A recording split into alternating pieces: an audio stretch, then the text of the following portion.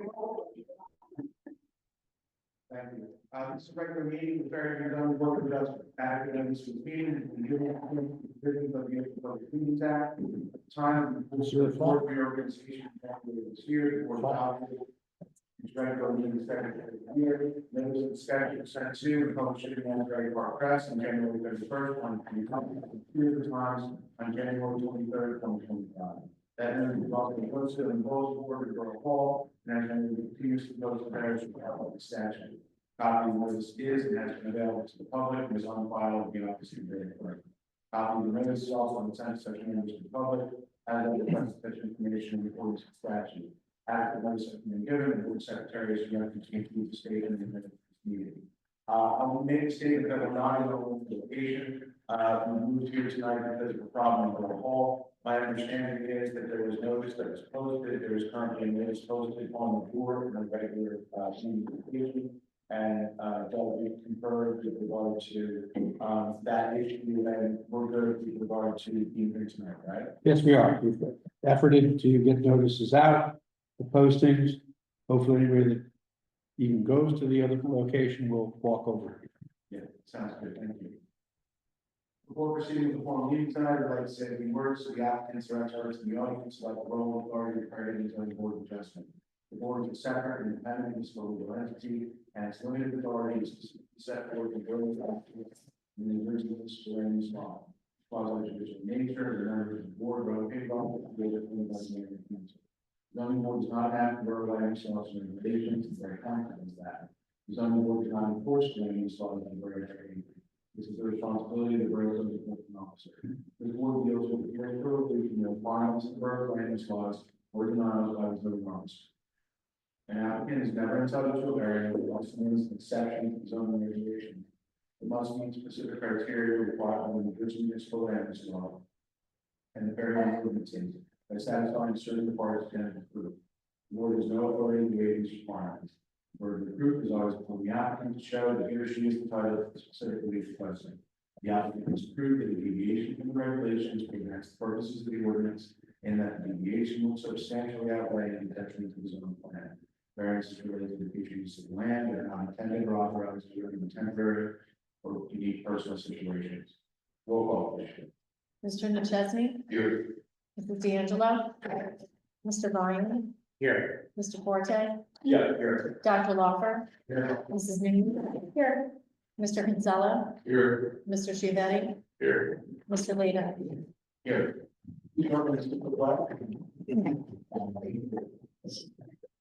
Like the region is the United States of America. It's really about just advance our nation under God, beautiful, liberty.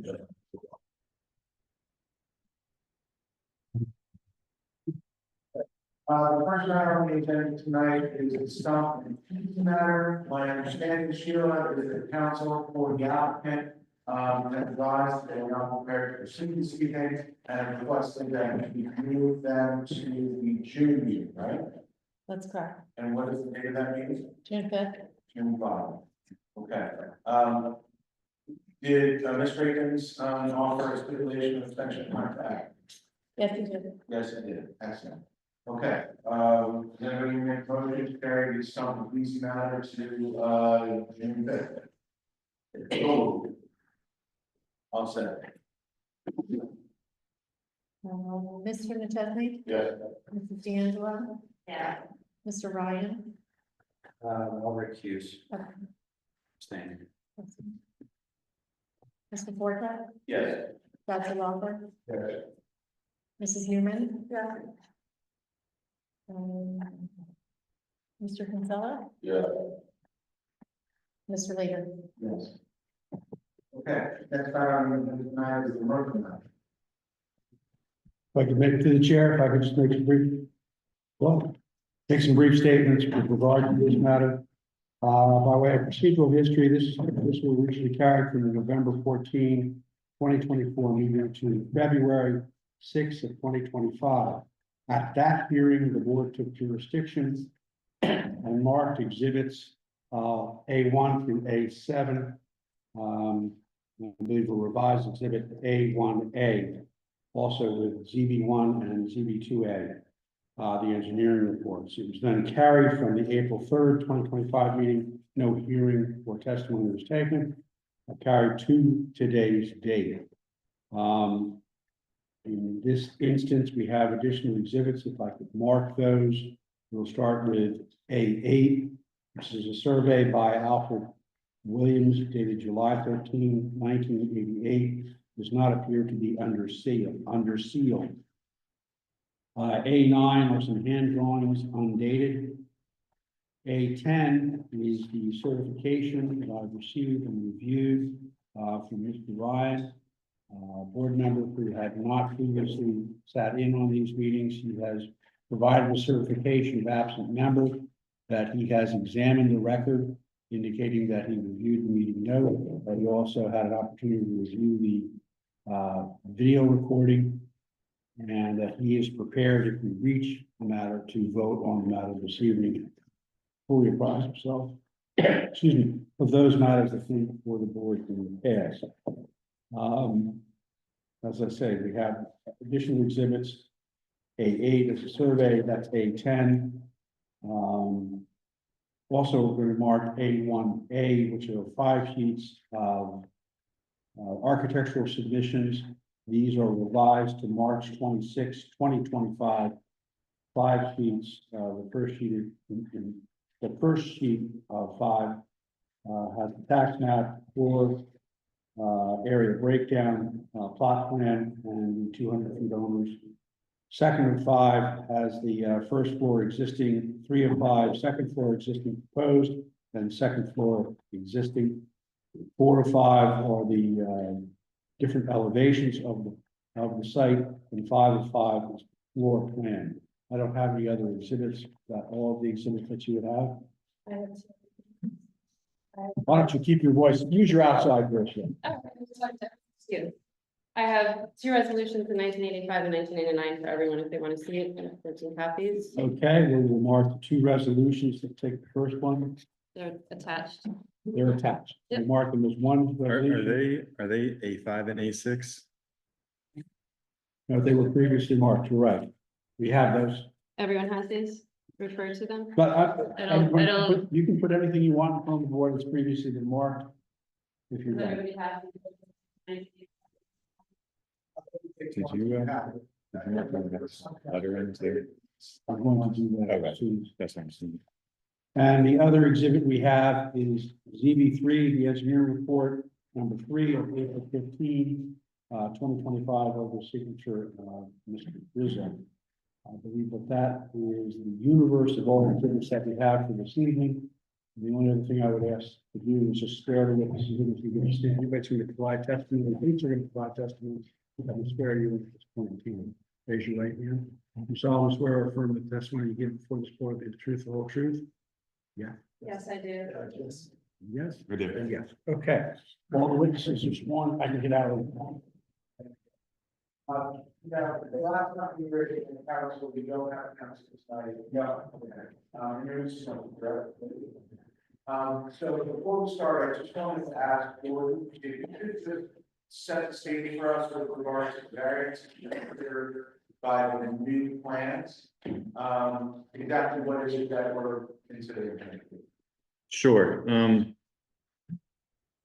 You want me to summarize the existing or the current proposal, and then do you want to work back to how it changed from the previous one? So I think I'd like to start with what's being proposed tonight, and I'm going to ask the applicant to help us understand where they were and where they are. And then we get clarity with regards to any variance based on the changes. But just for context, can we start with what will we be granting tonight in order to move forward with these plans? So the application tonight is simply a 2nd-story addition directly above the existing footprint of the house. So where the roof slopes, they're essentially lifting it up on the south side. The relief associated with that, of course, is the use variance, the D variance for the 2 houses on 1 lot.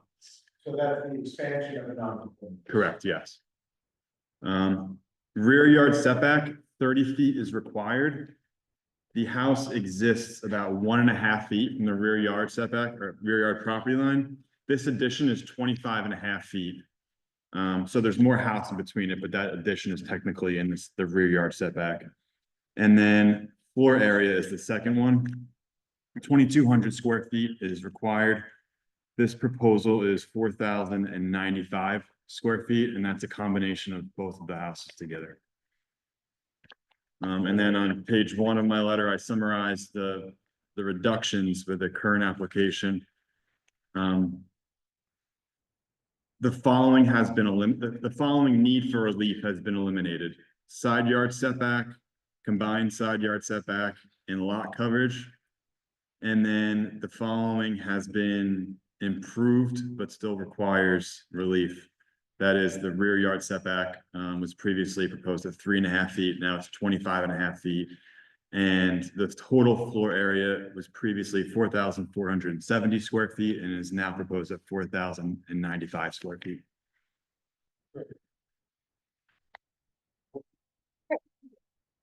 We appreciate considering our revised application and helping to keep our Fairhaven family in Fairhaven, allowing us to move forward with these plans that will give our family a little extra space without any consequences to the neighborhood or the borough. We took the chairman's advice to consider a murmur, to consider the board's comments very carefully. We have provided plans for one shed roof dormer in the southwest corner of the home. The current space is not in livable condition, it's a storage area. So constructing the dormer will allow us to make the current space livable by adding 2 small bedrooms. Just to repeat what Jordan said, we require this variance for the following reasons: we live on a non-conforming lot with 2 dwelling units. We're constructing within 25.5 foot setback versus 30 feet is required, and the current maximum floor area is 3989 square feet, inclusive of all dwelling. The 106 square feet. I just want to address the matter of the non-conforming lot between dwelling units that came up at the last meeting. That's why I have these exhibits in the mayor, you have seen them. So in 1985, we were approved turning what was a dilapidated shed into a beautiful home that would no longer be an eyesore to the community. And the board acknowledged that exceptional situations which uniquely affect subject premises and to deny relief would result in the hardship of the homeowner. In 1989, the borough approved another 825 square foot addition to make it more livable and attractive. Both times the borough acknowledged the non-conforming nature of the property, but concluded the positive factors outweighed the negative, and that there would be no detriment to the neighborhood or to the overall. Specifically, the 1989 resolution granted approval that there was no residential use behind our property, commercial space, and we are not extending beyond the perimeter of the second house. And this still applies to our application. While our hardship may be different than 1989, we do appreciate your consideration. Jordan's letter acknowledged our positive aspect of the property and that it's particularly suited for this use, and also acknowledged that there are circumstances that allow departure from zoning regulations. By building this dormer, we're avoiding the environmental stress of tearing down the home by reducing the impact of waste and preventing urban sprawl and not rebuilding. So we assert that there are no negative impacts. We're in the back, not next to anyone. Behind us is a commercial property. It's not nice for us kept up. Our property value will go up, and you're keeping a unique property in Fairhaven and giving us the opportunity to restore versus tear down and develop unnecessarily. And then have Matt here to detail any plans or any questions. So before we go to Mr. Cronin, I'd like to ask you, when you were starting, you talked about 3,900 and the 4,000 number. Could you go back to that and clarify? My understanding is 2,200 square feet is permitted in the zone. Well, we currently have the 3,900. It's just, we're asking to add. 106. If you square footage, would be added over that. Okay. With regard to resolution, so I think we had looked at these, struggled to understand their meaning. I think I was left understanding that in 85 was permitted was a shed. But are you understanding that in 1985 that there was a petition? Yes, because the resolution states, and we have the drawings. We have the plans for 1985, and it's adjustment is to remove a dilapidated attached shed and replace it with new construction. And the new construction, plans are attached in that packet. So it's essentially our house, 1989, they added an extra 800 square feet to make it. I have more copies. Plans for that, ordinance, variance, yeah. I have it in the packet here. Yeah, at the last hearing, everyone had the resolution, and I think it was very difficult to read through it and actually understand what it was trying to describe. But the plans have since been opened and submitted and presented as an exhibit tonight. I think that brings a lot of clarity as to what was there previously since 1985, what was done in 1985, and then what was done in 1989 to essentially get to the point where we're at tonight. 85. Well, 85. 89 resolution, I think it's the one that references the age of the 21st. Yeah, so let's break them down separately, because I think it's important for people to understand. That 85.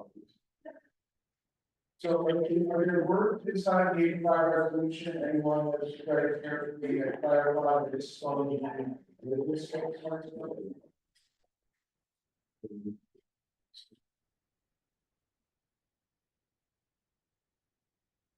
For purposes of the record, A9 is the hand-drawn document that in the lower right-hand corner says Christine Anderson and Michael Schneider, owners/builders, 25 Church Street, Fairhaven, estimated cost $5,000. And that one correlates to 1985, which discusses the 85. That's, no, the marking is A9, referring to the 85. Okay, In the resolution, are there words that clarify that the addition is not being shed, but is actually living habitable space in 85 Borough?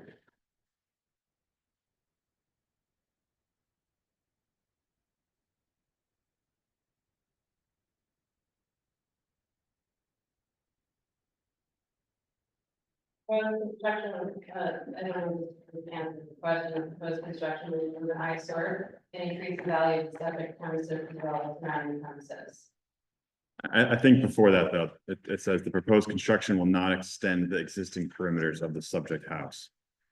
So I read this, I understand it to be approval to take shed out and replace it with a new shed. Well, can I ask a question? What is the house? We're living in a house, we're living in a home that we're asking to have the dormer on. It was built from a subdivision. I mean, I think I'm missing what the issue is. That it's not a shed, we live in a home. Well, I think the issue is clarifying where you started, and what you started with is in 85, the board permitted an expansion of the house through this resolution. And I'm trying to understand whether that's true, and we can talk about the plans as well. And then 89, they're doing something else, and we'll have to talk about that, so that we can understand where you sit today relative to prior approvals. And it doesn't have to be as positive as anything in particular. But if the assertion is that these two resolutions put you in the place that you are, then let's just cut that up so that everybody knows that that's in fact the case. One more thing in the 1985 resolution, it says the existing subject structure, which is the shed, is in a dilapidated condition and does not have proper foundation or footings or floor. The proposed construction will conform in all matters to the existing building code. So.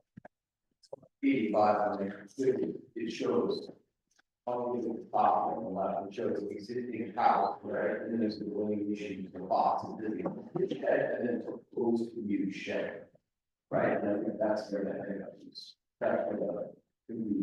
I mean, where it's the house, and the box, it's the shed, and then proposed new shed. That is the 85. So are you guys asking whether this house is legal or not? I think we're asking how we can interpret the 85 resolution relative to whatever was done based on the. Yeah, And do you have this related to that? it's got, right? Okay, the attached only, someone can get it out. So what is this, so where does the photocopy come from? Is it from? Okay, so the resolution didn't have this attached to it. I stated it. Okay, so It this was is, sent to me as a file from the borough. so these are, this is a photocopy of the plans that are in the borough's file from 1985. Okay, and do you think on these plans, there's some clarity as to whether or not it was authorized as a shed or as part of the structure? So Todd, in the E5 resolution, it says two residential structures contained on one lot. Front house has a front setback of blah, blah. Front house has a side yard setback, blah, blah. Garage has a side yard of blah, blah. Rear house has rear yard of 4.5 feet or 30 feet or less. It refers to it as a house. And it says specifically two residential structures are contained on one lot. So everybody should understand that because the property is non-conforming, if the shed needs to be removed, and needs to be replaced as a shed, it will get done through an approval board. And frankly, if it was part of the house, I know these resolutions are vague, but if it was living space, I would expect it to be clear. And because the plans that say this is the existing shed, and this is the new shed, what I interpreted this to mean is that a shed was approved. And I don't know whether that shed is now living space or not, but I don't think the unified resolution connects the dots as to it being authorized for approval. It could be that it was referred to as a shed because it was a condition at one point it was. You've seen through other communications, testimonies that there were fought from adjacent buildings that are used habitable space in many neighborhoods. Could it have been a habitable building at one time, it was so dilapidated that it referred to as a shed, and now it's referring to it later as they say home of home. But just going back in time, she got a big problem. So it's further than the economic bullshit, there is an infrastructure. There's any economic about the existing residential structure. Well, I'll tell you what, why don't we leave 85 as it can be interpreted different ways? Fair? If I could, to the chair and to the applicant. The 85 resolution that we're referring to is marked as A5. Okay, so that we, as opposed to people jumping in and reading different resolutions. The 85 resolution is marked in our documents as A5. Consists of 1, 2, 3 pages of a resolution and a roll call vote November 9/85. Is the applicant with me so far? To draw your attention on 85, and I don't want to spend much time with 85 because the applicant needs to put their proofs on.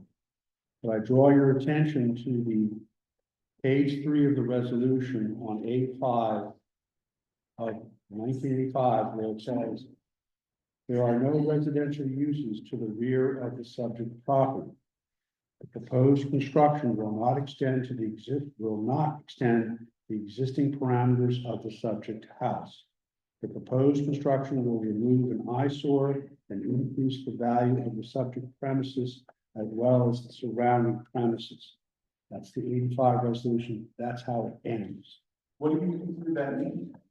Excuse me? What do you conclude that means? Is it approved as a shed or as habitable space? I don't know what was exactly approved. I just know that as of 85, they're saying there are no residential uses to the rear of the subject property. But that's the commercial property behind it. Okay, and I think that that's what that means with regard to justifying what they did. There, in the second page, it says two residential, this is where I think things are getting, two residential structures contained on one lot.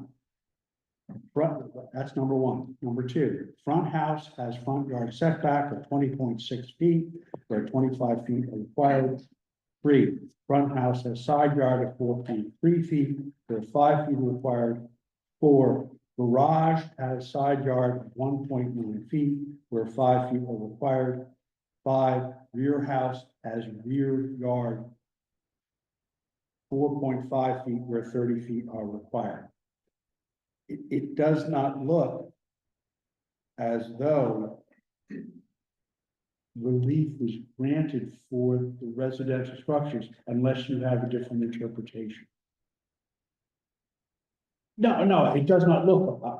I wasn't there. There's a telephone pole on the back part of the property next to my garage, for specifically the back house. So like, that means like the electric company here in dead at night, the telephone pole. I don't think the question was that long. I think the resolution clearly identifies the 85 and the 2 habitable structures on the property. The question is whether or not with the area that the shed had been, it was removed and replaced, whether or not that was approved as an expansion of the living space of the house.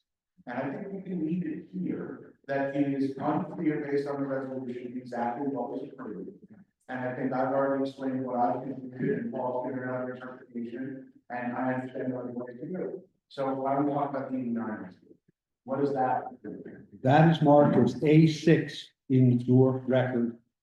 And the companion, I believe what the applicant is representing, A6 is the 89 resolution. And I believe what the applicant is representing to the board is that the hand drawing, which is marked A9, is what that was intended to Yeah, refer. see that's the thing, is it looks to me like these plans that are attached to these 2 exhibits have been reversed. It looks like the Okay, plans that are they may attached have, and that's why I'm trying to clear the record at this belong to the as to what the state of the record is right now. Is the applicant saying that and again, is the applicant saying that this hand drawing? No, I don't understand. I've looked at it a million times. No, okay, I want to make sure that what is the applicant's position that A9 in this record represents vis-a-vis the resolutions? Is that 85 or is that 89? I interpreted it as being 85. Okay, I interpreted the A-frame, which is this one, which is the main of the house now, which is a big great room, basically. And that's exactly 825 square feet. So So you think this is the 1989? I do, yes. So that's a good, yeah. But that's attached to 1985. That is.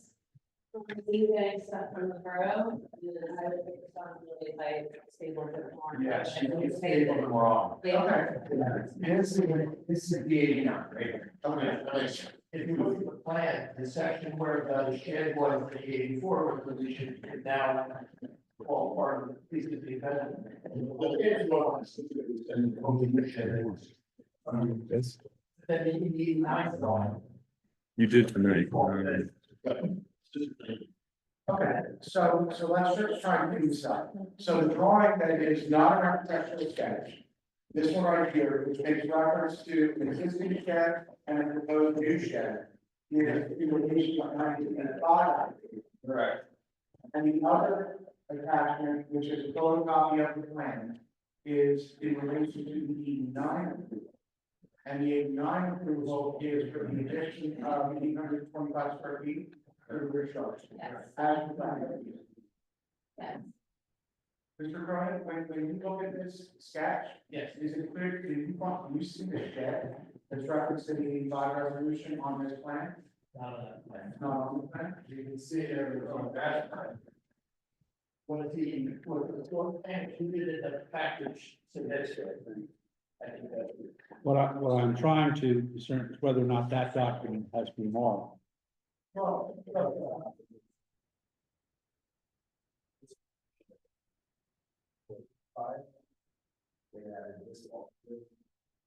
This bathroom and this.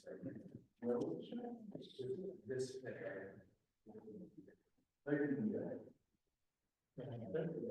Excuse me, his next to neighbor there, he has the same shed back there right now. So I can tell you, in 85, this was all that was there. In 85, they redid this, and then we added these, this deck, this small room, this bathroom, possibility, that's it. In '89, this is a massive A-frame. Right there, they add this thing. Okay, so here's what I think. You guys have one. I think that this building says, I think the shed was here, and I think it was approved as a shed. I think this is it, and they renovated the inside, because there's no discussion in the about approval for doing any of these other changes. And I think when this happened, this was probably evident to the board as to what it was. When I look at this, I see four sides of the house. There's no shed. It appears to be integrated into the house at that time. So in '89, when they approved it, I think they might have interacted. That's the fact that that had been done, where they entirely missed it. But I think what's positive is that in '89, we know that this is representative of the structure there today, right? Okay. All right. If I can, for purposes of the record, I'd like to mark that document as A11. Okay? Plan from 1989. Yeah. Mark that as A11, which is being represented as a plan from 1989, which By Benjamin Gaudy, Gaudy? Yes. Spelling of that? Gaudy. Okay, It looks like one of two.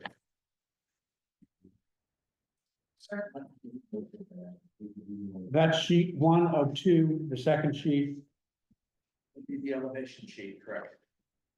is the elevation sheet, okay? Thank you.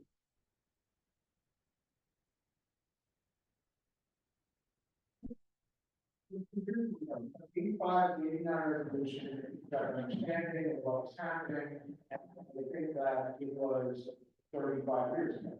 And so if anyone wants to talk about it, we can, but what I would say is that, sit on what we have with regard to the prior approvals, and we want to work the next.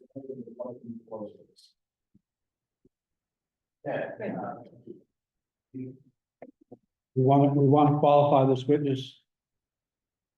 So Mr. Carter was previously sworn and accepted as an expert on protection prior hearing. Okay, for architectural, not the planning? Correct. Oh, okay, just want to make that clear.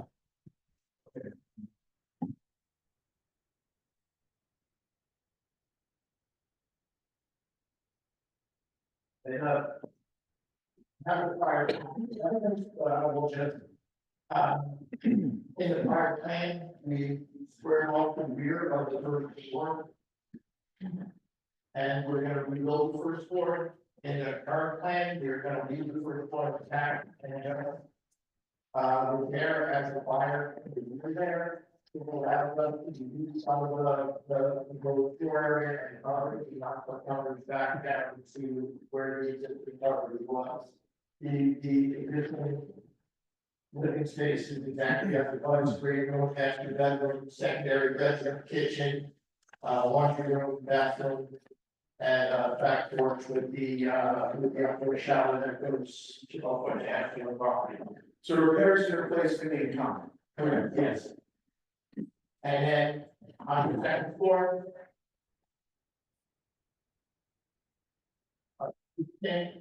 Is a loft that is roughly half of the 800 volume. With open areas over the kitchen and the area that we aren't going to touch in the rear. Our original proposal was roughly an addition that was about that large, a full second floor addition. What we are now proposing is 2 dormers, an extension of the existing loft, which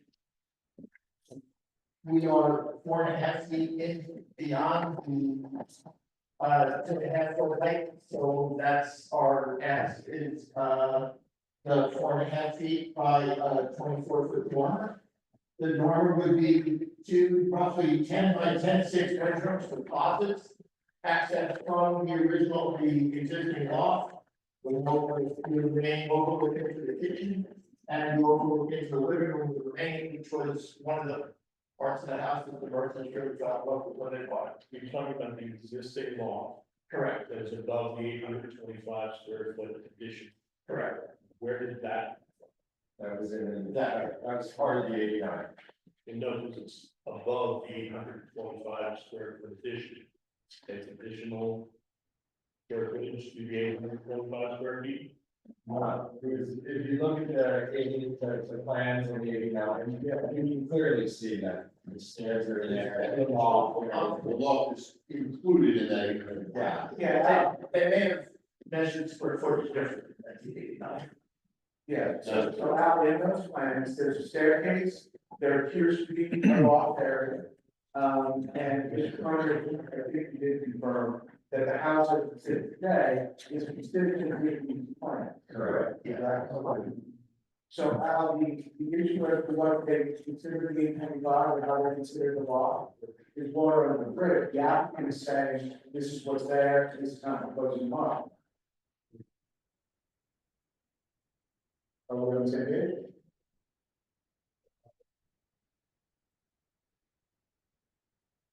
So, can you explain to me, what we're looking at a cross section of the house where the loft is, and our loft orientation line up to your plan. Where is the existing loft area? Where the bedrooms are? The existing loft area is here. The cross section is cut from here, looking this way. Okay. Mr. Crowe, your plan, though, the existing is on the right and the proposed is on the left. Correct. No. So the bedrooms are going to take place in the loft and bring the dormer over to this. Correct, we're extending the loft to the east, to the exterior wall of the brick wall. But you're not proposing to add any more floor on the second story. You're proposing to add the dormer so as to increase the ceiling height in those areas. But you're looking for bedrooms in the existing loft. Correct, yes. As opposed to the square footage increasing the height. Which is We are, correct, we are increasing square footage by 2.5 foot. By 2.5 foot. That's your dash line, right? Yes. And that's your usually. But that's really a technical measurement and calculation based on the new ordinances. The truth is that if you look at it simply, the addition of the dormer and the elevation of that ceiling height doesn't change the floor space one iota. Just numbers changing how it's measured, just makes it. Well, but if without the ordinance in the 2.5 foot, you could put a dormer in, change that height. There's no change in the calculation of square footage. You're not leaving it here. That's right. Well, no, actually you are. Because it still is actually. Well, indeed, because it's Okay. But this is the standard. If this were on Denmark and if they were everything else was like. Yep. Okay. Then the, on the elevations. The elevation is, we're not proposing to add any height, we're adding about 6 or 7 feet height in the rear area. We're proposing a low slope roof, probably about a 312 pitch over here on the south side, which is our wide setback, so we're being as least invasive on the neighbors as we can. Here's the east, here's the south side. You, this second floor wall comes out flush with the first floor wall. We've got two regional windows because that's what will fit with the egress windows, which is what we're required to have. We are 24 feet wide, which gets us two roughly 10 foot by 10 foot 6 bedrooms and two 5 foot closets in the hall. There is no side. Yeah. You're within the setback. Right. What's the ceiling height of the area? The plate will be 7, but it won't start At its lowest. at 12, yes.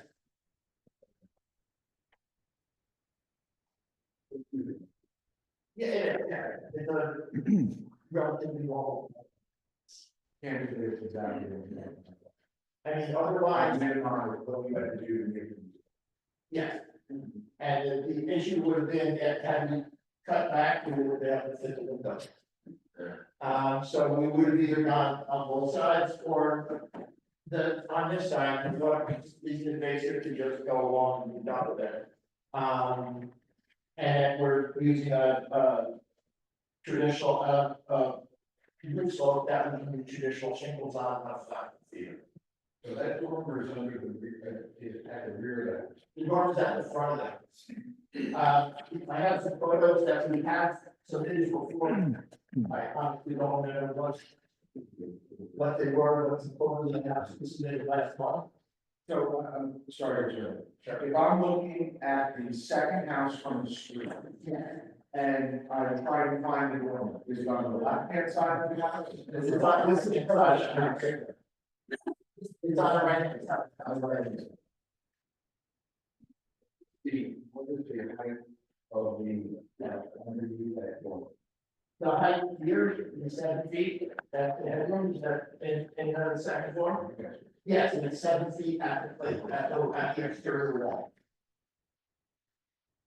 And it goes up. It goes up from there to 9.5, 10.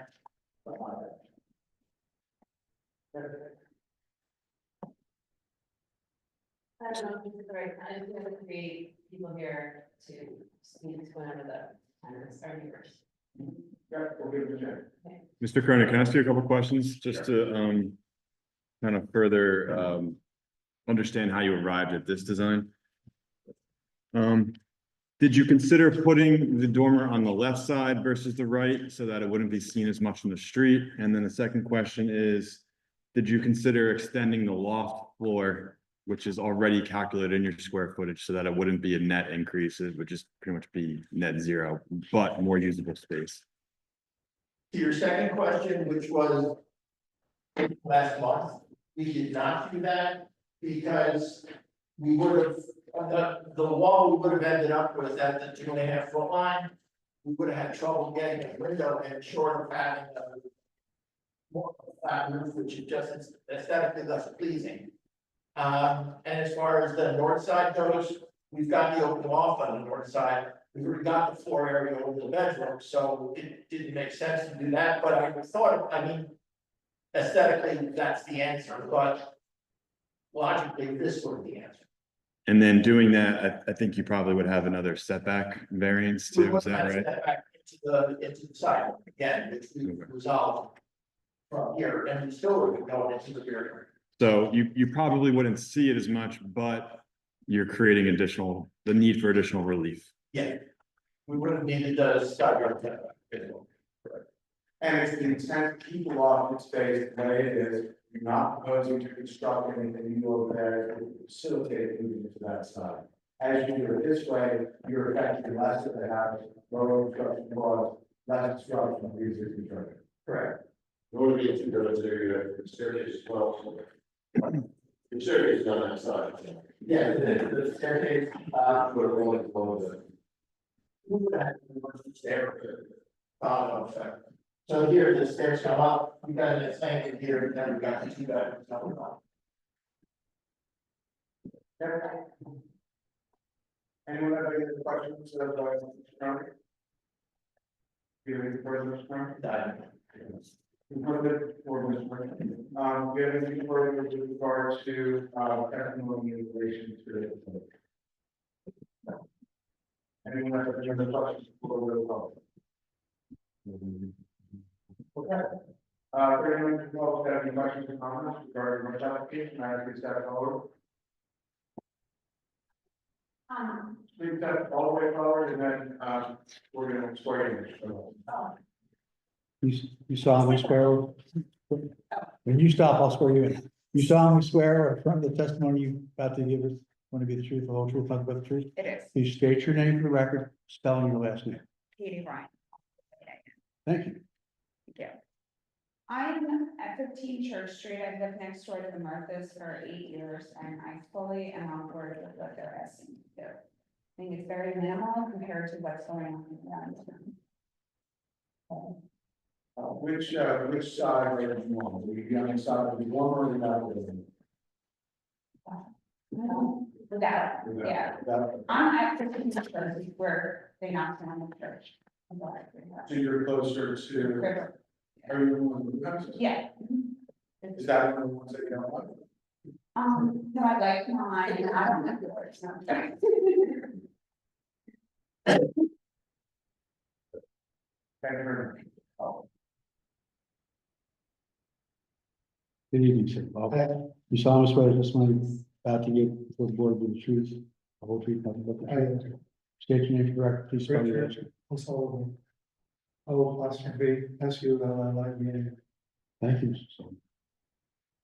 I live at 19 Church Street, which is directly to the north of this property. And I just want to say I have two daughters and I would not enjoy them having to grow up in the same home. So I am fully behind this proposal. And, or I guess the wrong way. 19, July. Not the side of the door, not the side of the door.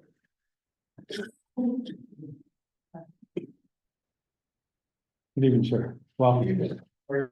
You solemnly swear the testimony you give before the board will be the truth, the whole truth, nothing but the truth. I do. Could you state your name for the record, spelling your last name? Kyle Rogie, Rogge. Oh. Yes, you're the one to I am, 33 Church Street, so I'm going to be directly south on the side of the project taking place. I've been neighbors with it for over 5 years now. I appreciate this is a meeting about character, but the family is wonderful. They're two lovely little girls who aren't that little anymore. And they're wonderful neighbors. I would familiar with the plans that they have and I'm full support of it. You're lot 14. I'm sorry? You're lot 14. I'm not sure what the number of the model is, 33 Church, so I showed the exact property, entire property line to the south. They were next door. 14. Great, thank you. Thank you. Anyone else?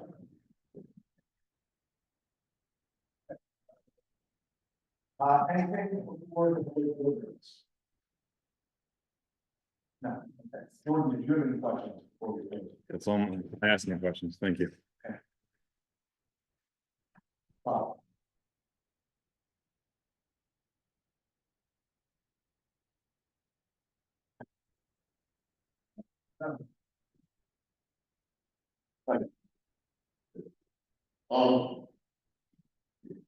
Well, I'm not crazy about the 2 houses on lots, as they remain family, so with, I think it's a big reduction in what was discussed last time, it's a big reduction in impact to the street and there's a good use of space, 100 square feet, get 2 rooms, low profile. And, I think that the houses are not getting away, for the speed. Retain use of the structures and I think it's making more affordable. The 85 areas, which they are. We think that shed been consumed and it's not open space, it is.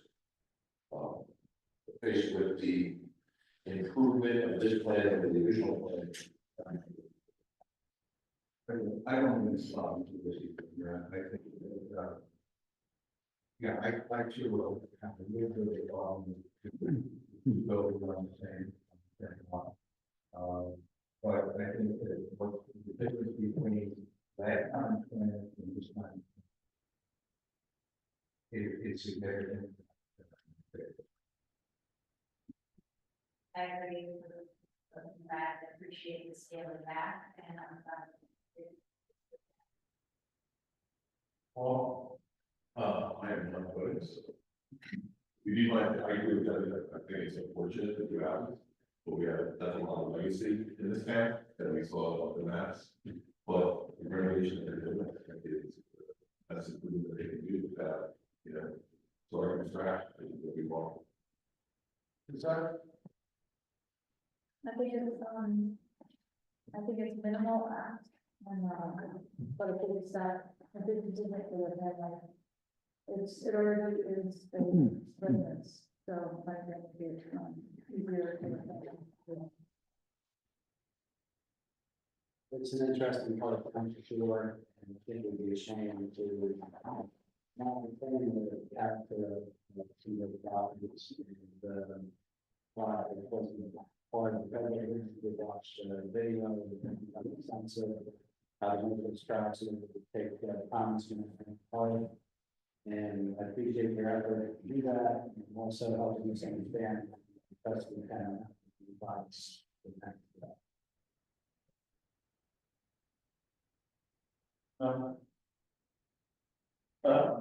Yeah, no, the area, what's nice is, I think last time, I don't think I do the recall, but there's been discussion made, and I think we truly put the mark, and I said that, to that end, it is livable and it is pretty small amount of space, so I think it's nice, way to use it.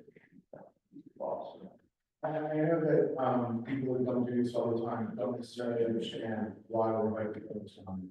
The fact that this is an expansion of the pre-existing non-conforming use is why we are doing that. And it's just the nature of it. We're not allowed to take into account that you guys are great people and pretty fair nights and that you necessarily won't stay. I think the board certainly appreciates not only that you listened to what we thought and compromise in terms of what you wanted, but that you made the existing non-conforming situation work better. And I think as a result, I know that it's not easy, but I think that we've come to something that makes sense and compromise. And I certainly know I appreciate it. I know that the best for the design. And that's all we're supposed to do.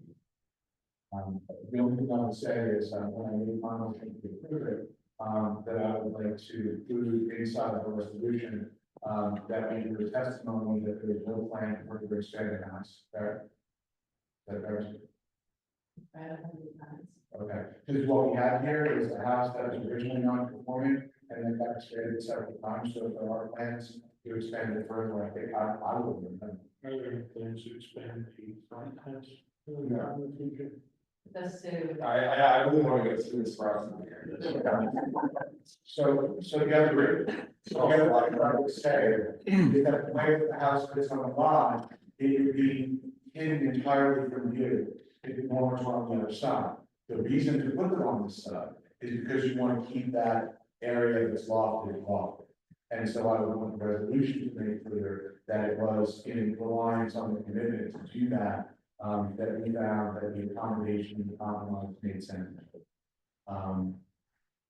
And I think the other thing I want to say is that we acknowledge the 85 and the 89 resolutions, and that there's some lack of clarity, and that we're not speaking to what happened at that time. Although I think it's clear based on the 89 that whatever happened at the 85, the board had everything needed to know. And to the extent that we didn't, that's 35 years impact.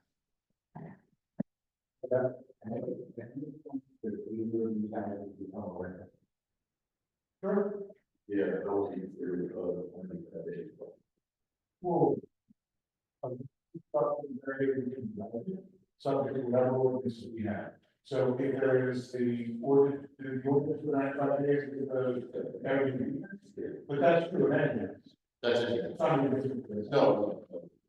No, it's nice. If I will make sense that you have to come forward with the turn up, and I want you to help. Tell us again who you are. It's on around 19 Church Street. Okay. I've been on the house since 2001. Both those houses were called. Yeah. You know, it is more or less with the words.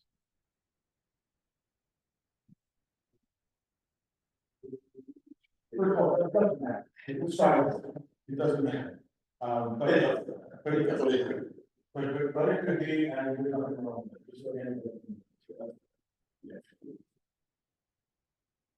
So that was a motion. Did you get it all? Yeah. And it was based on the accuracy of testimony and the.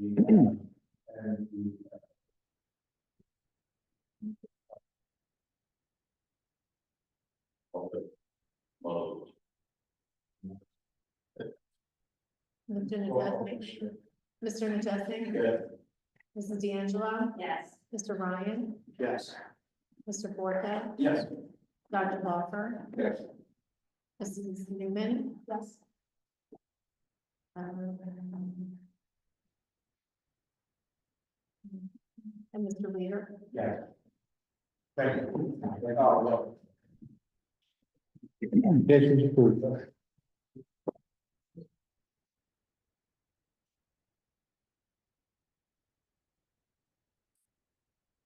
You need whatever she handed out. This Okay, is the one we want today. okay, that's the only thing you handed out? I think. She has some. Yeah, we did. She had a- Give you copies of it?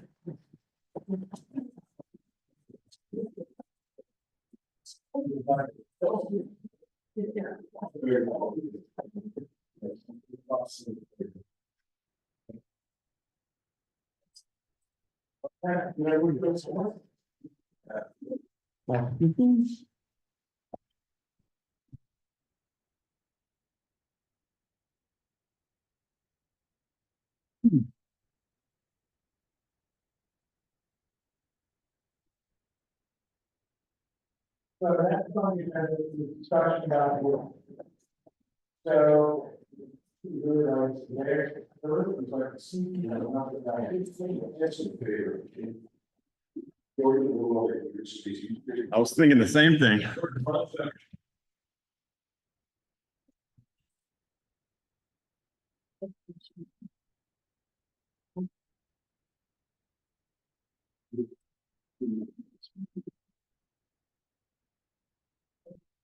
So, just to bring everybody up to date, I think everyone knows that 4 years ago, Mayor Hoffman was a land use committee. It was the third or fourth land use committee that I participated in. And as a result of that effort, maybe 2 years ago, we adopted the ordinances. But of course, you can have it, we. The board has recently constituted, the land use committee as a construction. And the mission of that committee is to review, not only how the ordinance is working, but to consider other ordinances which may require some attention. Jordan has listed things and we'll move to that. The other committee that the mayor has not yet formed, but is in the process of putting together, is a committee that will look at the zoning ordinances that have that business. That committee is different, from the committee that's doing the residential. But the focus of both committees will be similar, in that the goal is to evaluate how the existing ordinance is matched with current standards, and to try to evaluate where changes might be needed, and to implement those changes through the development of replacement or amended ordinances. So in furtherance of that effort, I know we have any application on tonight. I am here to tell everybody, that I requested that you come in tonight with an idea of 3 specific ordinances that you think that, these committees should take a look at. So that we try and see, the council's committee with some ideas, that can be discussed at the committee level and considered, for committees. Because Jordan is definitely in the mayor, I think we're going to let you go first. Jordan put together this list over time and been so patient in sharing it, and has fumbled through some of the stuff we had to deal with because we haven't yet been ready, to take on the plan. But Jordan, with that, why don't you help us understand what this is working? Thank you. So the first one is related to principal structures and how we measure the setback. I think everyone's familiar with what we typically use, which is about 6 inches above grade. That being a stair or anything that's portion of the structure will measure to that point. You have the text from what was deleted. I do. So to that point, I believe it originated from the accessory structure section.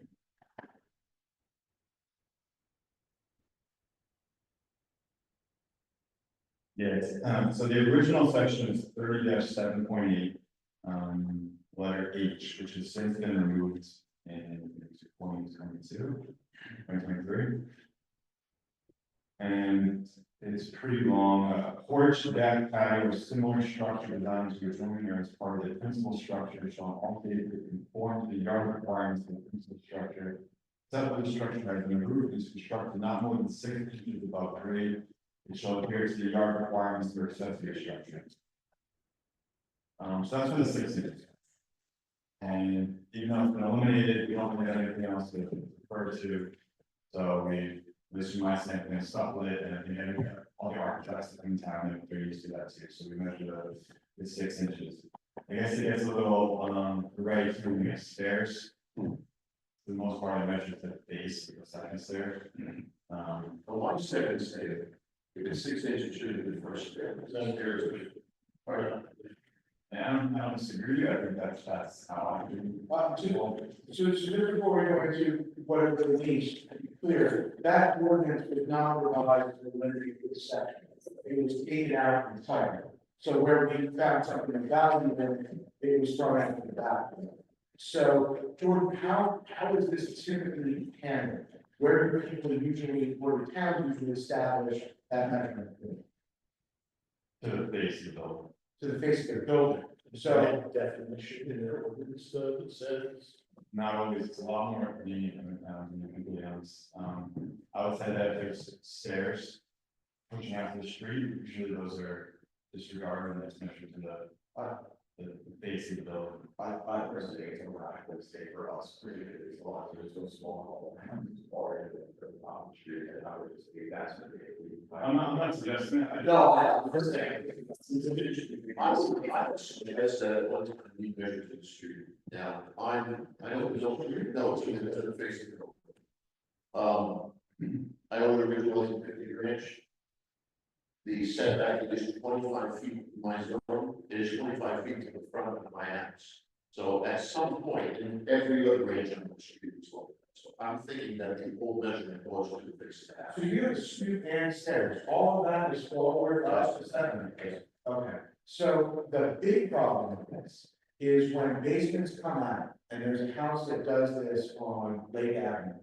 And so they use a precast foundation, and they need about 7 or 8 steps to get up. And what happens is that the taller that first floor is, the more that those stairs land almost to the side. Which generated the, And it permits you to shut down the concrete and to really create a sense of a larger house. Because the perspective is off because it's closer to you. But by the way, mine is measured 25 feet to my porch. Remember, yeah, like one steps, 78, yeah, that's different. So at some point in that 30-year thing is when we change that. That's what I think. Well, I understand that, then the house, we just need to solidify. Yes. What that. I would more than happy to listen to the base of the models kind of extend this house is right. But you know, I completely agree. Yeah, I think it's consistent. I think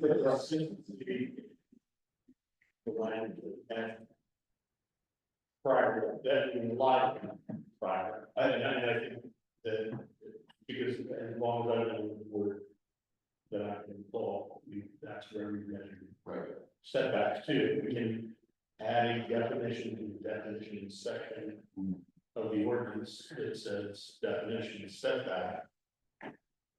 The distance from the property line. That portion of the structure constructed 6 inches above grade. And then that's what setback. I think the front yard setback, side yard setback, combined side yard setback. I would recommend adding on the 2 to maybe say the base of the first stair, so that we're not having a discussion of is it a 5-inch stair, is it 6-inch stair? So without me, that came up with that, really on, Woodland. They sort of, and what they did is, and I remember it was happened, they created, because they made a 5-inch step to get another step, and it was like, we knew it was gonna happen.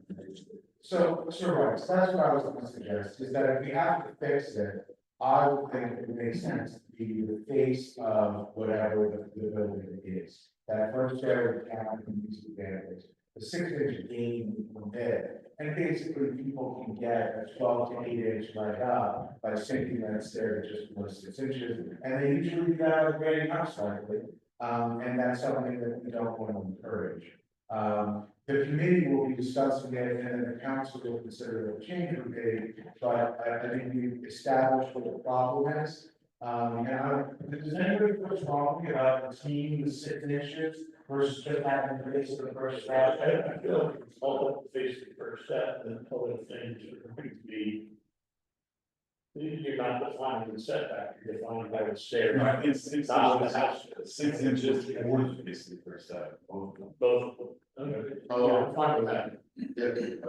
That's clear. So let me ask you though, if you know, change this rule, then you have so many more houses that are in existing condition. We're not changing the rule, we're Sorry. keeping the information that we had. Yeah. If you're defining it somewhat differently. Well, I see what Jack is saying, it's gonna trigger a lot more. Oh, yeah, that's, That we have to see, because it was previously measured to the second stair and now it's the first, and now we have an existing condition and then. Well, here's, right, so let's play it out. So an existing house has an existing layout, structure, stairs, porches, front, side. That's all grandfathered as it says. You can replace that in time without any variance in law. The only time you would have to come to the board for a variance is if you were gonna modify that in a way that was inconsistent, which would mean that you would be changing it from what's currently okay. That process will probably warrant discussion, right? It's changing something material. And you may wind up with somebody, something, to come in for a step, but I can't, as I'm thinking about it. It's a rear yard deck that's attached in resolutions as it's set back 10 feet, you may come in and we measure now, it's 9.5. So if it wise, it's 6 inches close to the property. For a replacement of that? Or that new one?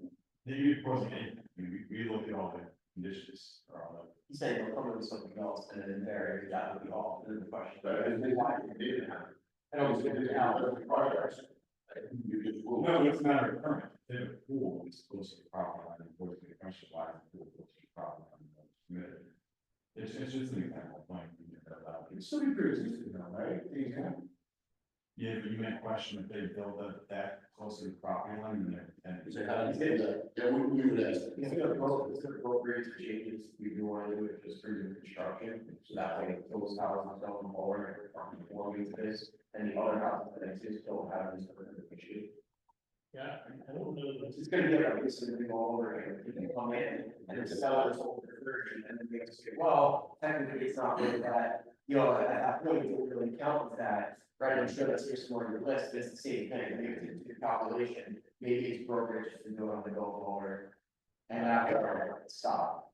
And That never came to the board, was ever actually, the zoning board. Thought about, in these plans that we received, what do they add? Are they just recommend it to say, yes, no, pass, fail, whatever, okay? I think that the only place that ever comes up where it's measured to is here. So, on the show, no, I know. I think pre-existing non-conforming over Frank's issue about not having to sell the procedures, I think, and I think that's usually the word to it.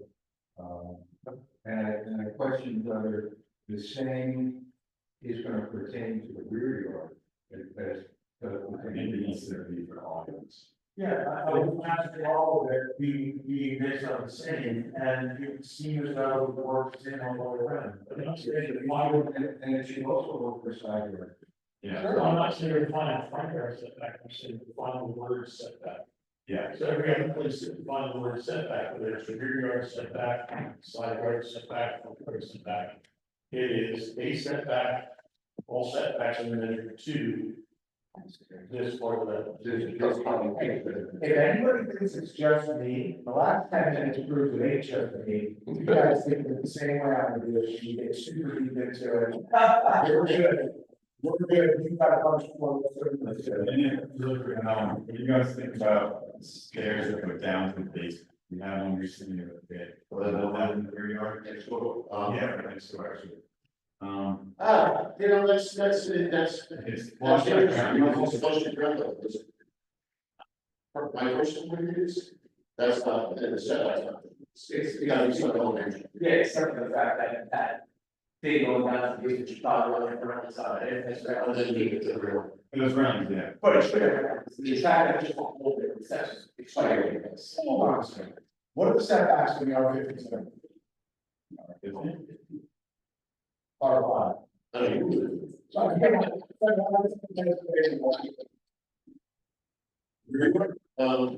It's like 6 and 8, right? no, there's stuff. Yeah, we're talking about. I'm sorry, I knew that. It's still 95 and 15. What's that? Are you right?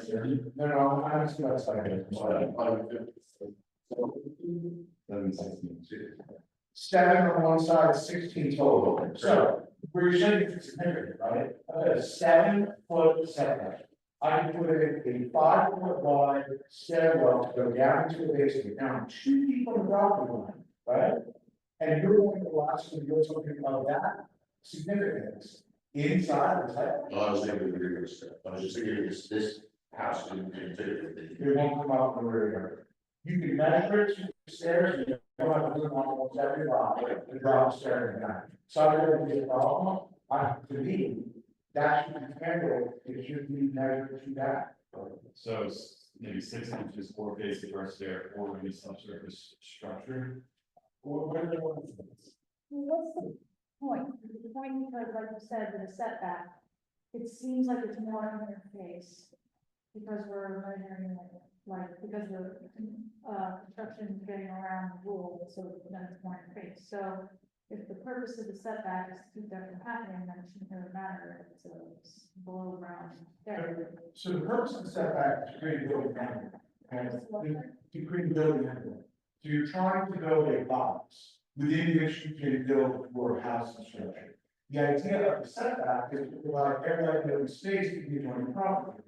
And so it isn't just a matter of a bulk, where you have a staircase or a porch. It's a matter of preserving that vacant space between you and your neighbor. And the closer the houses are together, the more you can appreciate the import of what that space is.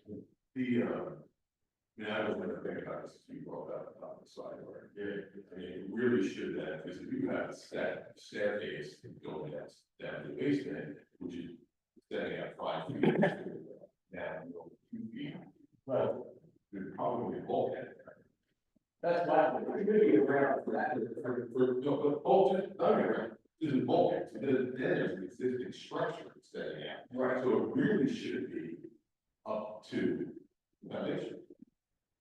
I would imagine, because it's not going, why should it disappear in the ground? the foundation, if that's a stairwell down, you're considering the outside wall of that stairwell foundation. Well, everything, like the side of the house, where it should be. But then you allow that, the concrete stairway down inside the city.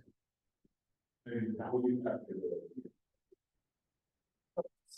You agree with me, saying, there's some sort of mass, not set, around, tall railing, bulkhead, You know, smaller table, something, and we are going to help. yeah. And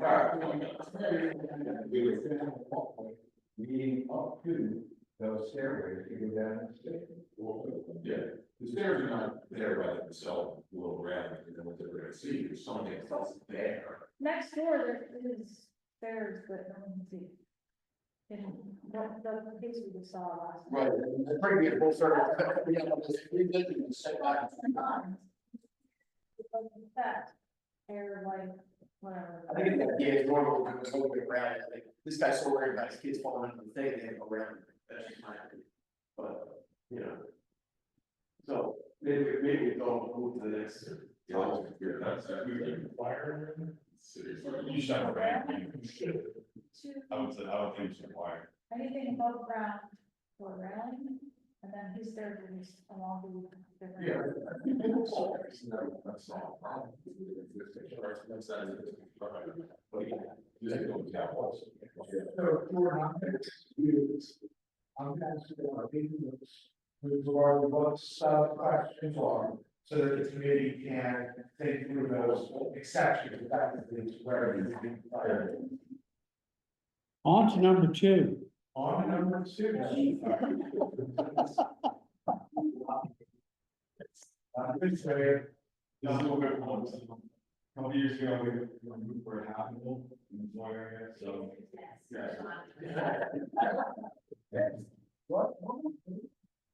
Just remove the references to habitable area. It's fine. AC units and generators, I would treat them as accessory structures, which is not actually included in the accessory structure section, so I recommend. I agree, we do it every time. And as well as playground equipment, pool. Well, let's do that. So, a compressor is an accessory structure and therefore must abide by the principal building setback requirements. Accessory. Accessory. Oh, okay. Right now, they have to provide the crystals. Accessory. And what is it in our law? 500 feet? 8 feet.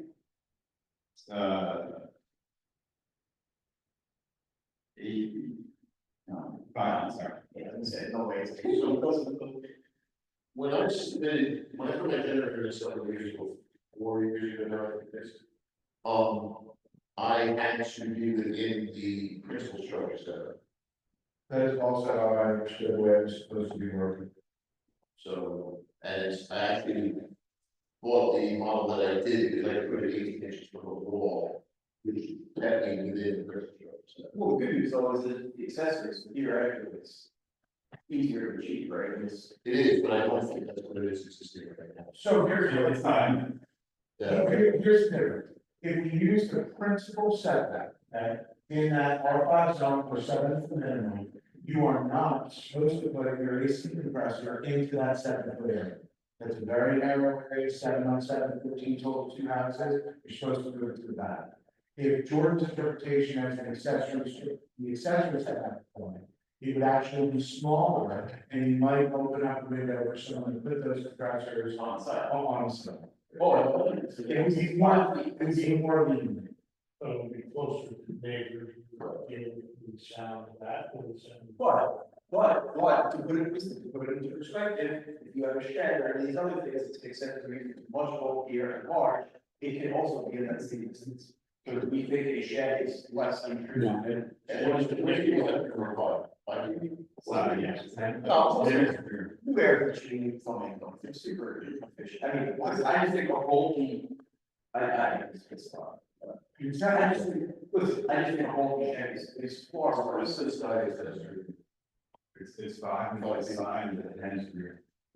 Listen, I think you make it pool equipment, I think you make it the AC units and generators, I think you leave the playground equipment out of it, because it's not permanent, in my opinion. Right, I know what's big and I put it there. Right, but it usually does that for an extended period of time, and it's something that will right on the property. I'm sorry, say it. Someone put that right on the property. Yeah, but you can do it. No, it's where they want, it's getting to 5 and the job down to you. So, I agree, Jordan. I think the ordinance should require that a place that be placed slightly off the property line, just like a shed, the accessory distance is reasonable. You're right, people will put it wherever they want. And you can move it easily too. But I think there's action. what do we see now? You can go whatever you want. Why don't you say that based on your foundation? Now, So, what would just be, if everyone can play, because the truth is one goes in on your floor, unless it comes up in the thing, it comes up on Saturday, and 2 people can do it wherever, so even if they move it, we have to do it, they're just gonna do that. Is that fair? Fair? you keep your notes, but maybe we'll consider our opinion. Friends, I've been. What's about accessories? So talk about, the compressor. Some people put that up high. So accessories, I think, is no more than 18, 15, 18. Okay. Oh, Jenny's going. Good, 15 feet. Oh. Letting them, you can do like a lot. So then, if it's in the accessory, then it can be on the 7th level. It's 15. 15. Yeah. Can't hold my AC units, remember? Yeah, no, I'm just. I don't know if we want to discourage compressor, this is the thing I understand, but. Well, that's a requirement. So, Those are, if you're just going required. right, so there's actually leniency in the ordinance with regard to the flood requirements, which I think will require them to raise it. Gordon's suggestion was, well, Gordon was saying he considers it an accessory structure and having that setback. And I think that it'll need to be considered whether that's the way they should be or not. But I think that a 15-foot height limitation would necessarily be fixed by the flood zone. I think that ordinance kind of lays on top. Well, the flood mandates that it's certain number of feet off the ground. I think some people put it on the second. No, that's absolutely true. But the ordinance is not, it's been a while, but the ordinance that I recall being adopted, I'm more familiar than mine, is that if you have a 35-foot height requirement on the house, and you have to be up 10 feet because of the flood, you have to go up to 45 feet, they add plus 10. And so with regard to this, if you had a shed, or accessory structure that was limited to 15, I think it would come up all the same. Because I think the ordinances would be read and told. To the chair, may I gently suggest that maybe the cutoff is making a determination between what an accessory use is and what an accessory structure is. That may give you an opportunity to bifurcate the issue that you seem to be stuck on as to whether or not it's playground equipment versus a shed. I throw that out so that you can. If you want to go ahead and survive this, that means you can structure the zoning table. Together, it says accessory buildings and structures, and then max accessory buildings or structural height, so it lumps them together, but if you really do want to do that's. If they're lumped together, then your AC compressor is not going to be able to move within 5 feet of your Christmas tree.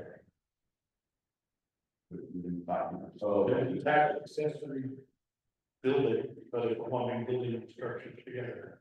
In any residential zone shall be less than 5 feet from the principal. So then your AC compressor could be 5 feet from the fence, or your property, but it has to be 5 feet away from your house, which doesn't work, it's foolish. Okay, I do flag the issue. Sure, I just want to ask, I know you always take really good notes for minutes, but could you try and take particularly good notes with regard to what we're talking about? I know it's a little hard. Yeah, I'm trying to do my best, but I'm a little bit concerned about the acoustics in here and this equipment, so I really won't know until I listen to it. I'm even having a hard time hearing everybody myself, so we're gonna have to see how it comes out. Fair But I'll enough. do the best. And Jordan, you can supplement what you have, give us as much clarity so that we can. Yeah. Be sure we can take advantage of the discussion tonight. All right, staying on accessory. I'm sorry, it is a chimney jutting out from the side of the house. An accessory structure that is part of the primary. If it's less than 2 feet, it doesn't count towards any setback. If it's greater than 2 feet out from the building, then it counts towards the setback. That's in your. That's in the order. All right, that is all like, an eave or overhang. That juts out less than 2 feet from the actual column, then it doesn't count towards the setback. It's not within the setback, essentially. And if you exceed that number, then the setback goes to that. There's, in the house one out next to it, which looks massive, considering the size of the lot. There's a chimney, which encroaches on the 20-foot side of the setback in the larger zone. It goes down into that, and you say, if it's 2 feet or less, Correct. you're okay. Well, the same word that said that's right.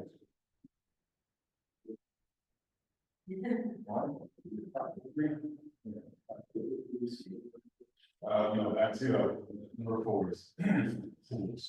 I don't think the ordinance was detailed review. Pool equipment is going to mention that would be an accessory structure. Pool, I've been told from the zoning office that accessory structure setback is to the pool pad, not to the pool water. It's not fine that way, I don't really find anyway, but that's a lot of it. So we need that. Yeah, because theoretically, you could be 5 or 10 feet from the property boundary, and then you could put decking to the property boundary. No, you meant to set that to the dam. Right, you can get permission to put your pool, in. This is the way it works when you do it. You put your pool in, and then you can have what happens. And so you can put your patio down, if you want to do the block. And that doesn't come to the setback per se. So the pool's in the right spot, and then you want to go regulate that. But if it goes in all at the same time, it will be picked up on. And you're suggesting to tie it together and make it clear, Just put it works. right? And then, impervious coverage for pool water. Typically, I've always seen impervious for pool water. We do know an ordinance that has impervious. No, I agree. Doesn't go, it runs, if that fills up. It runs off. Yeah, I totally get it. I'm just saying. Want to find under the impervious coverage or lot coverage. What is it now? It's nothing, I'm not, no, it's not. you should actually clarify it, and so you clear to me that it's purpose. But, impervious. That's how I would treat it. But if the pool counts towards lot coverage by extension, whatever it is, the pool counts as purpose, so it's no problem. Well, I don't think Jordan will bring it up.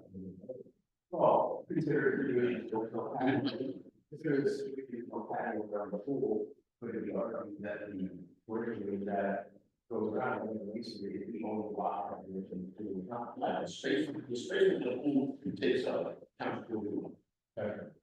So we have a lot coverage definition, I'll skip the part, it's in part of the. Total lot coverage will include all other impervious surfaces and all parking areas, automobile access driveways, and roadways, whether covered by impervious material, impervious or pervious material. You can just include. You need to know pool. Yeah.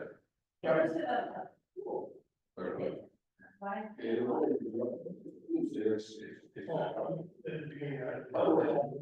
Sure, if you, I was at the perfect. And we were, it's not a big event. Half an hour long? Or another 9 seconds. I didn't know if your time was full of trouble. So it is.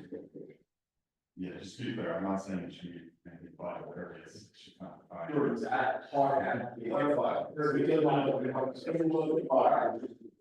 Excellent. Receiving rooms. I would say. From preceding room, living as preceding room previously, I would define it as a room that is unheated. Because you have windows, you have walls. Yeah, so I would. You can pop a little bit out, and certain kinds of screens that you counted as floor space. Yeah. Really, Where do we draw the line? I think temperature control could be part of the definition of whether it counts for. I'm sorry, I can't even I say. think temperature control should definitely go towards the definition of being counted as floor space. Yeah. Conversation, walls. Yeah, so let's start with historically. Pre-season room is permitted, it was not considered a habitable space at the time that we used that, provided that it was open. So if you had screens, that would be okay. You could have knee walls, but they couldn't go all the way up, you couldn't have glass. You clearly could not heat or cool that space, that much was clear. And what we got was architects that would put that to the max. And you would have something within a house where you could just see through it. What they would later add, once that was built, is they would get custom glass. It would find its way to the heat and cool, maybe with a split or what have you. And we'll put radiant heat in and don't let anybody see it. So that was before, and we knew it was a problem. Because it's clearly cold. But now, isn't there an additional problem based on the new definition of floor area? Didn't it complicate it for you? No? Not in terms of the receiving, no. So if I have a room that had knee walls, screens, open on one side, and was attached to the house or the roof, is it floor area or So I got We that, each have an example of one. Those I are- have that, I mean, call it PC, but I have it. Let's be fun. So I was, he had mentioned that.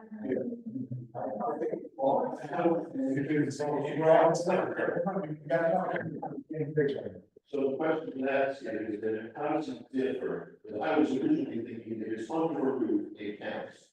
But then how do you count for a wrap on a porch? Should that, and what's the difference between a wrap on a porch and?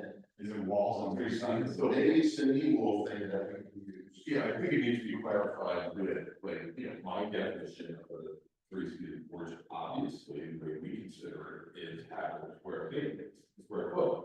But if it's just screened in, then it literally is a three-seated porch, you're not gonna be, you know, you're not gonna be living in it. So that should be really counted as a porch, to, I think, what Pete's saying, if it's closed in on four sides, then it's. If it's a porch, it's not an issue, Yeah. right? I mean, it is, the problem is when it becomes more than a porch, which we see happen. And is it counted? So you wind up with what could be 400 or 500 square feet of additional building, which is not right. What I'm thinking is that we like porches. Let's not have three-season. Three-season rooms we count in one building. But you could go to porch. I mean, I know to that basement to the open. So that's. Setback control for the ball, what is floor area there to control? The same, okay, So that. so then, if it's part of the ball, it should be floor. But what we do, but front porch is the jacket. Well, in the house out there, we're probably waiting for the first floor, is a screened-in porch. It's below the master bedroom and bathroom backs. Oh, that's the one that you were particularly, that's what. It's on the curb now. It's part of the wall, further or back.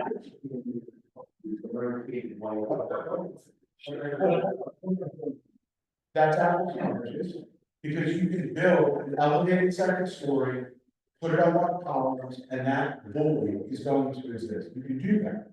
That's not what we're talking about.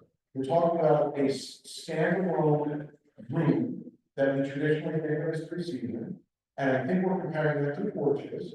We don't consider a wraparound porch, a front stoop as part of the floor area, because we're pro porches. And, so it's related to the building and low.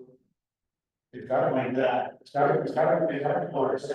Let me clarify what my original thought was, we would define it as any space that's under the roof, under a roof, we call that happen, we call that porch.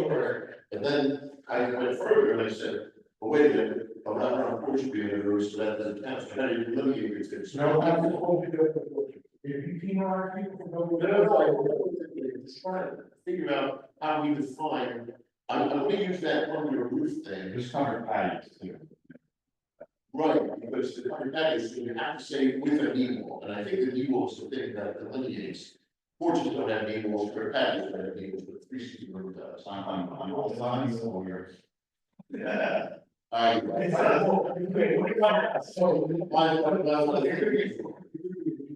And fully, could be fully enclosed space with the knee wall that needs to be more, because there's plenty, there are plenty of porches that have.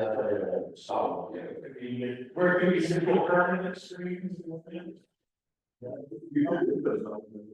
That's true. Yeah. Or. But we know that, we know that it could be streets today, and traditional hours, you know, So it cannot be enclosed. How does that? I don't like it, I actually think we should look for a porch definition, and we should use a porch definition for these areas. A traditional procedure, which is closed out four screens, I think should be counted as floor area. But another idea is, do we want to consider how much porch you could have over an individual? So I should calculate how much covered roof area can you have. That's. Will be percentage of the. Lot coverage does. What if the roof being that's above doesn't exceed the main, The outdoor, the exterior wall, yeah. that solves for house problem on that other house. Yeah, because well, yeah, so if, as long as the covering of said screening board doesn't extend past. Primary door. Yeah, That, like to find it out. doesn't Wait, everybody, that's- you gotta, no, that's not, oh, no. No, the big situation with our, that house was like this, and that there was columns here, and it was cantilevered over, and there was a discussion of whether or not it's sound, and that's why we voted no on that one. And the idea is that this didn't, that change the look of the house, didn't really, it's quite literally created, Let's go over what's out. There's one on Fairview Road. and it's not purposeful, it's just what wiring and wants to, if that's already included in the house, whereas it's very different, and it's extended out, and that's what you do. I don't know. I like your thought about defining what porch is, and then if it doesn't fit into that definition, then it's 3 feet. You know, but I don't. I do like that. I think we're good. We move on. Well, we have that. It's called building for the steps. What is it? That's the fixed roof. No longer than 6 feet wide by 4 feet deep. And no side walls, other than the wall of the structure to which it's attached. And there's a total wall. Every porch is bigger than that. Yeah. Sounds like. Well, through the chair, I think since no matter whether it's a porch or three-season roof, you have a calculation for coverage, impervious coverage, building coverage. Then fix your formula and say, look, if it encroaches into a side, rear, or front yard by greater than either a percentage or footage, depending on what you want. And I think you can work off of that definition to make your distinction between a porch and a three-season room, and if it exceeds beyond that formula, then it's habitable area. A suggestion, you don't have to resolve everything this evening. I think if we have covered porch definition and three-season room definition, and then tie that back to the floor area definition, insert it, I think that helps. But I think we're all agree that a real 3 seater should be handled, that's it, that's important. Yes, and we have an application use and then we include it. Yeah. But You know, we have had applications in the past that we did not count as. Well, it seems to me that the definition, or didn't by, the definition that would change, make it easier to do that as the. I also think that the determination that's subject to the challenge. And an aggressive lawyer could come in and say, this 400 square foot room is a three-season room. It's not habitable, it's not floor area, and it is never historically been considered. I think we clean up, and we should. You know this other works, do other towns say it was a definition? no.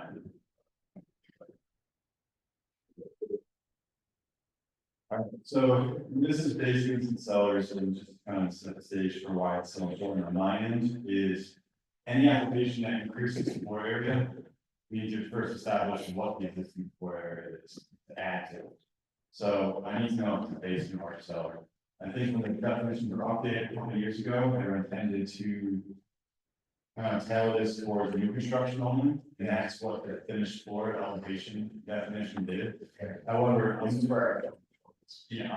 immediately going to the basement and cellar definition, and all it speaks to is being greater than or less than 30 inches. So I think we done an overstatement, we created this, and yes, it was targeted at construction, and I think going forward, it needs to be targeted at construction. Because, but as we found, obviously, that it's brought up a whole lot of new variances because of people. And that was not the intention, and I think we need to clarify that, and I don't think it served any purpose to add another variance, especially with the any. So that was Yeah, so this is the solution for any subsurface structure built prior to 2022. It shall be evaluated as follows, and then identify what accelerated based within that. Yeah.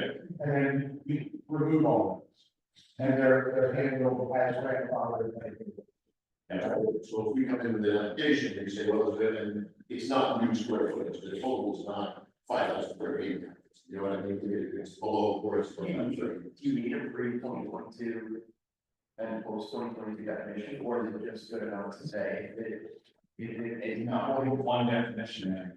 It's castle? only increased. I guess the problem is if you fast forward many years, it's not as easy to know what's the pre post 2022 on an initial submission. So currently I have the lot incomplete because they don't provide us the topography to establish the finished floor elevation, which then establishes the base of your cellar. So the issue that I was thinking about it is that if you're building an addition. And your whole basement is up 48 inches, and you want your first floor to all be at the same level. In order to do that, you would necessarily need a variance, or you would necessarily need anything underneath it, out of the measuring down the slab. Oh, but you still have the first floor elevation. So you need a variance. There you go. Can't do. No, you can't establish a floor area, so you know. No, what I'm saying is, they don't topographic survey, you don't even know what's something. Right? Yeah, I don't know if the existing floor area is telling up to facing our cellar, I can figure that out, until I know. Yeah, it's survey. Well, if you're doing your construction, I don't want to do something more onerous, I never going to say, I can. Well, that's really the question, is it all for naught? Or is that information necessary no matter what? So I mean, use this in your situation, someone wants to maybe put a fixed staircase into their attic. And really just focus on the attic.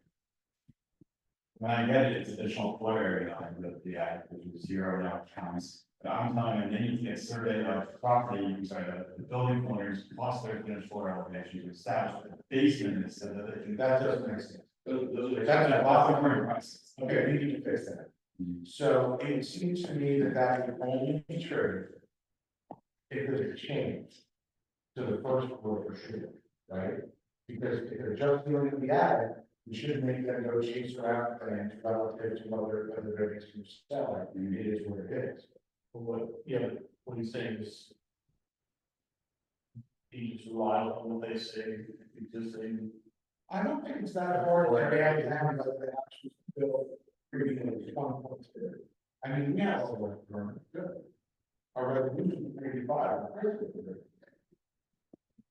Listen, we give you those, work for any of the laws, and every resolution you've done.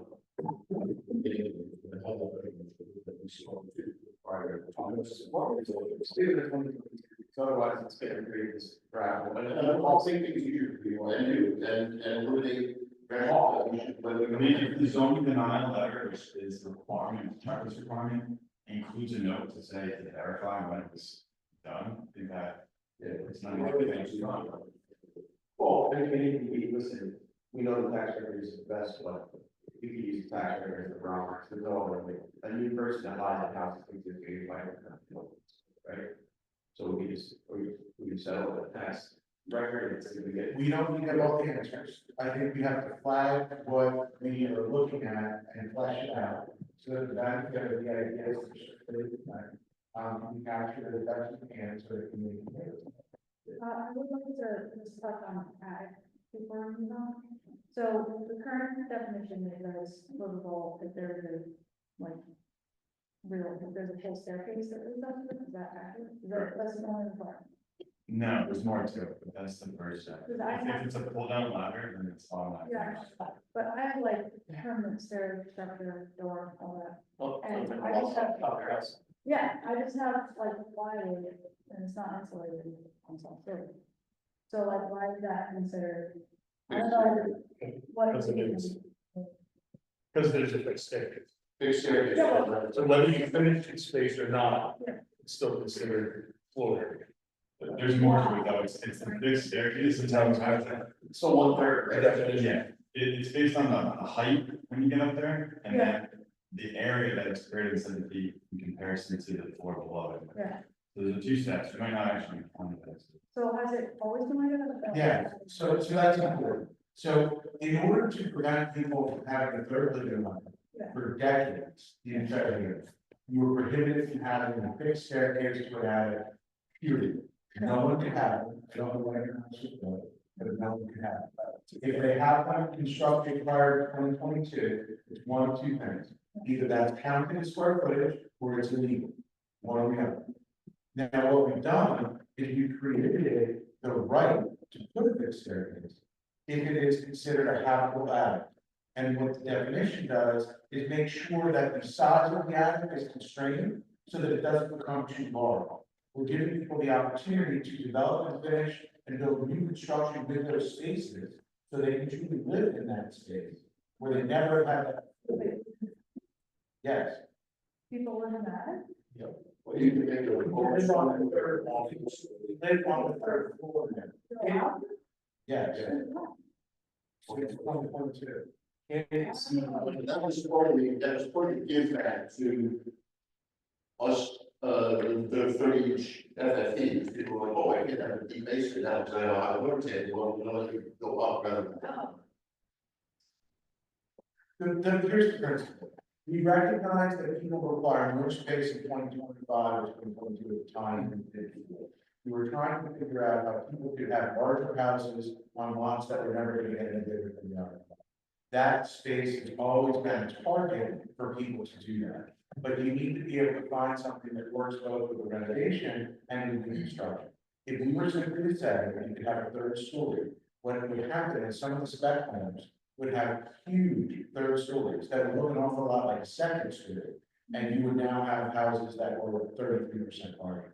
What we permitted is something that is no greater than 1/3 of the space below it. Because the acknowledgement is that everybody needs a room, everybody needs an attic. If you'd like to make a playroom for your kids or a master bedroom up there, now you can do that, but only if it is modest in size. I apologize for taking up time.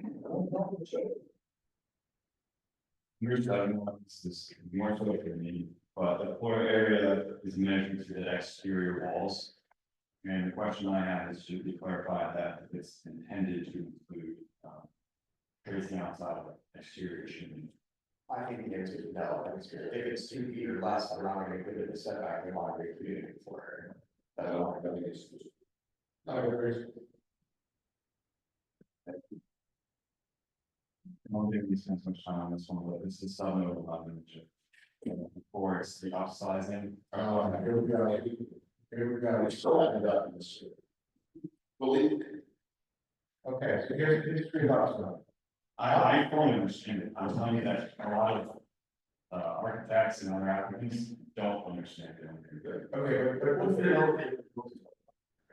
yeah, those things that clarify. Let's say that $5 is good as it is. No, absolutely, I'm absolutely okay with clarifying it, but I wanted to make clear what's legislative intent.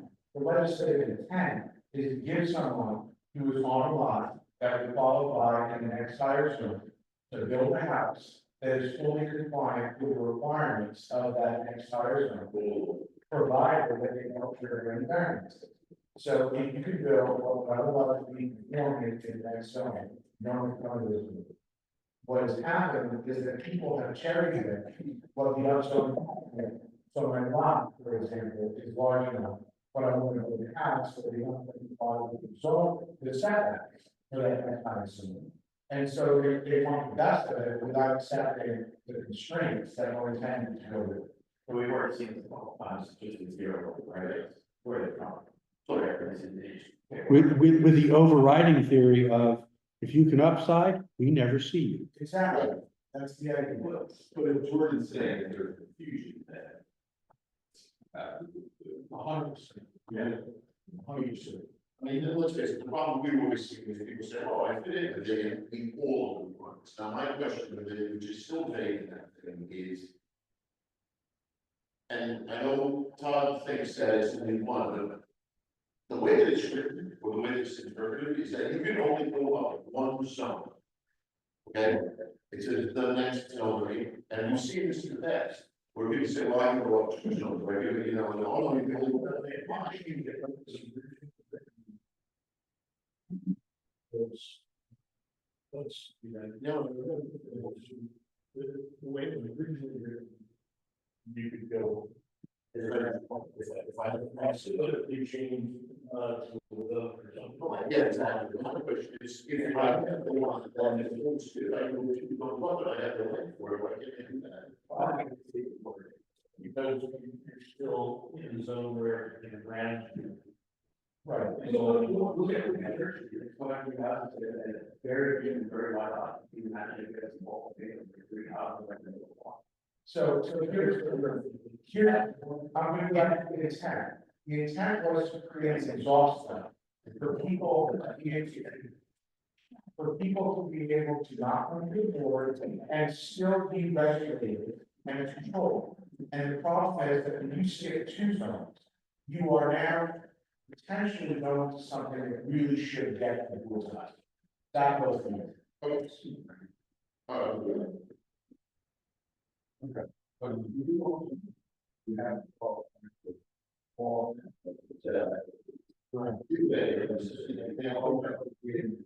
Yeah. Well, Doc, that's how you write it. That's how you write it. You put the definition in, and then I'm saying, if you still needed variance, you can't use it. No, there is no definition. That's no problem. And yes, the number says lot area. So easy.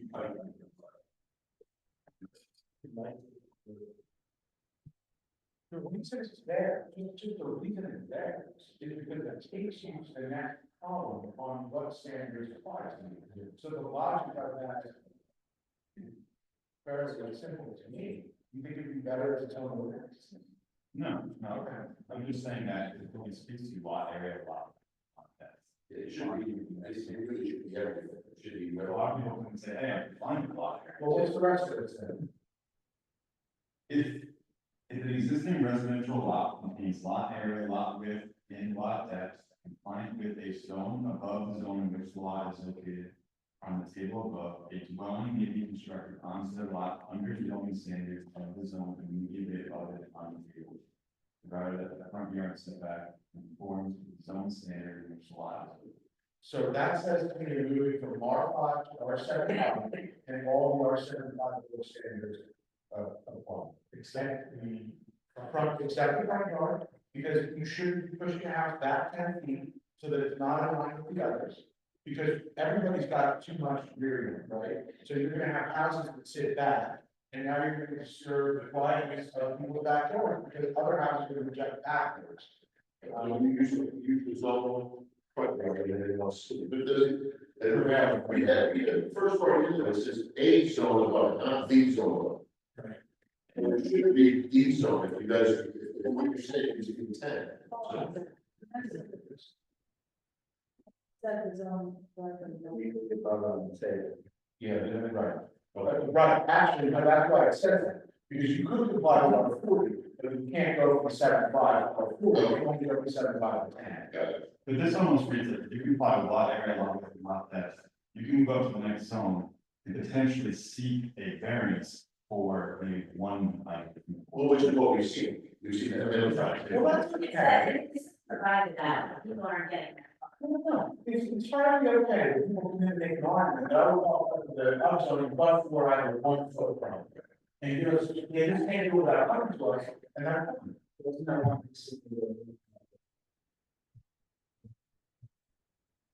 Oh, that's. But he was using a different column, and he was actually giving us a different standard than what actually applied. He was saying that the R15, whatever it was, should apply because he felt as though he satisfied it, but it didn't. All of that was like, oh, we'll be able to throw that out and start writing letters. No, that's not. Number 9, this is the recommendation from the office that they see as applications try to be fully compliant. There's a requirement about all residential apartments should be located behind the front yard setback line.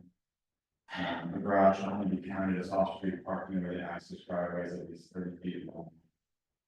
It's there. What's the rationale? Garage, that's. I don't know. Well, okay, so I drove from your house to my house down Third Street. If you want to know that there's a parking problem in town, And if you don't know that there's streets that you can't drive two cars in two directions, because they park on both, we have a growing parking problem. The idea about this is to require that people find real places to park on their own lawn. The reason that garages are excluded is because there is a practical view of whether or not people really park in single car garages on small lots. They're filled with bikes. Especially if it's attached. Yeah, of course, yeah, like no one's. I rather than this. Board is covered by, that's why. If the zoning office, the applications come in fully compliant, except for this, now extending the driveway. Just to comply with this, for a driveway, they don't think they actually need, therefore adding. So we have people doing 10-foot driveways that run along the side of the house.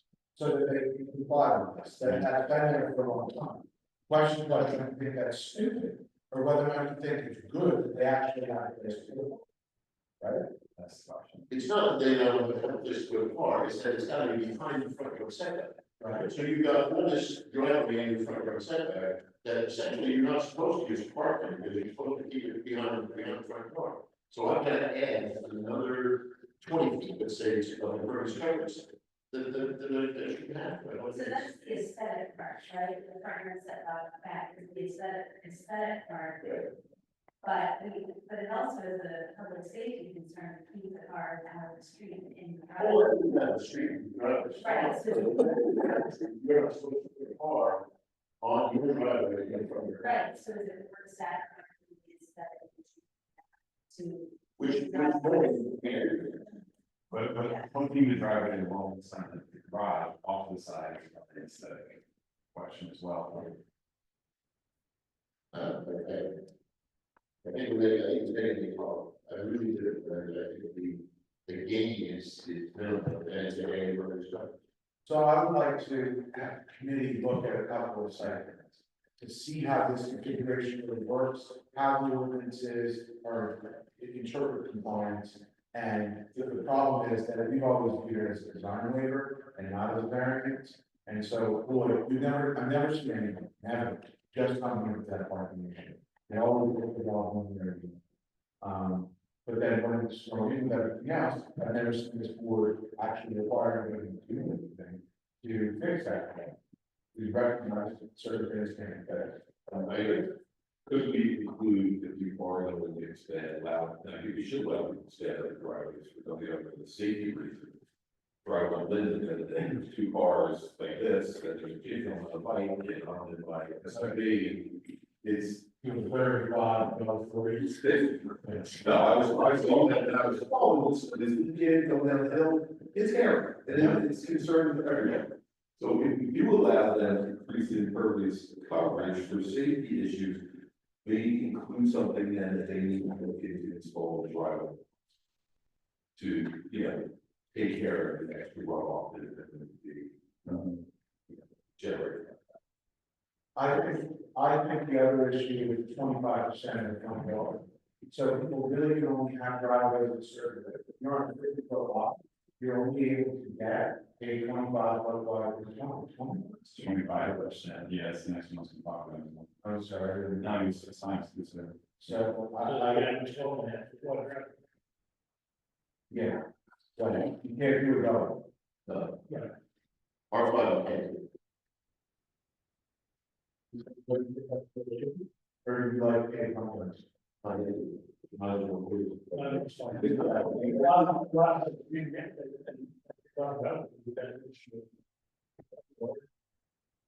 how that makes it a lot longer, doesn't change the percent. Unless the lot is strangely shaped and tapers or widens in one way or another. Regardless of how far back. Well, the further back you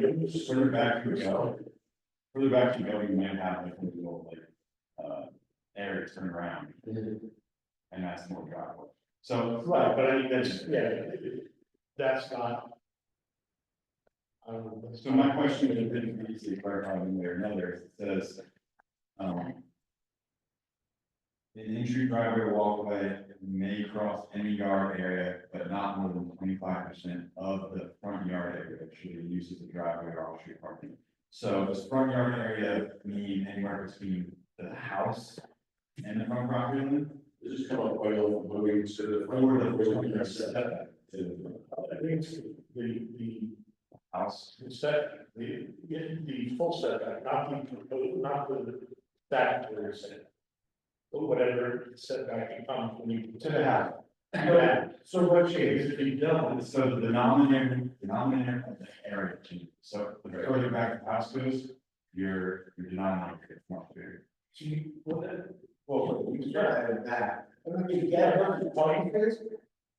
Now, we're putting that to do with, on this one. No. It's 25% on the running. Because if the house is set further back, you get more because of. No, it's, well, like you said. If it's a right, Question whether it's wide or it's. if it's irregular, it changes, It's right? irregular addition.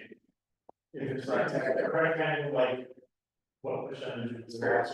Yeah. Fairly constant. It's constant. Mm-hmm. So the percentage, as long as that. Just right, it's the same way. Doesn't, the percentage doesn't change with the depth of that. The problem with the definition of the front yard is. If you change that, then somebody with a house that's set back farther than the back would then be able to put their AC compressor in between their house and where the front yard setback actually is. No, it's different than the front. Well, that's what we're saying, that's why it's kind of reading. Well, the definition of front yard is a broader category. The application of front yard to this particular ordinance can be on its own, independent of that. But I think there is other restrictions on putting a compressor in the front. Oh, his point is, Just gave it over for the yard, if you change that, I've seen it. it said that. you cannot. No, I have that, but you had a discussion before, because then a lot is a lot. I'm not suggesting changing the definition of front yard, I just want to clarify, is this specific ordinance section talking about the definition of front yard from the house in the street? Or did it intend to be? You always consider it as the front yard. Yeah. So the street, over time. Yeah, I mean, of course. Absolutely. But then now since that further back and now you're But again, calculating that's much larger area. Well, any existing flag lot, existing driveway, that's what one way or the other. Any new flag lot is going to be short on frontage, it's going to need some sort of variance. If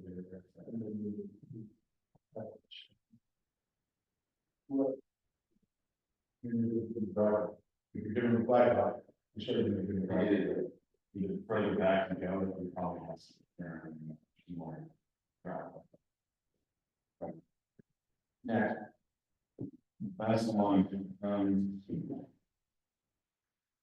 this is a political area discussion, I'm seeing a lot of, and you can just squash this, you know, let me give an example of a few unique scenarios where there's defined floor area that is probably never actually going to be finished. Oh, this happened, once with that attic, was very in the spot where we previously. They want a small addition to their kitchen and bigger small. Correct. Yeah.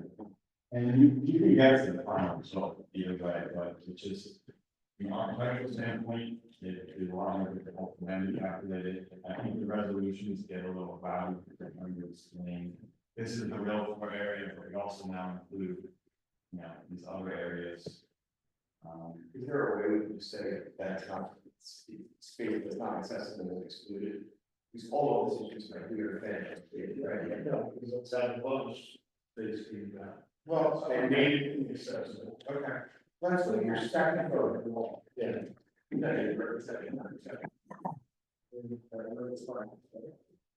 Yeah.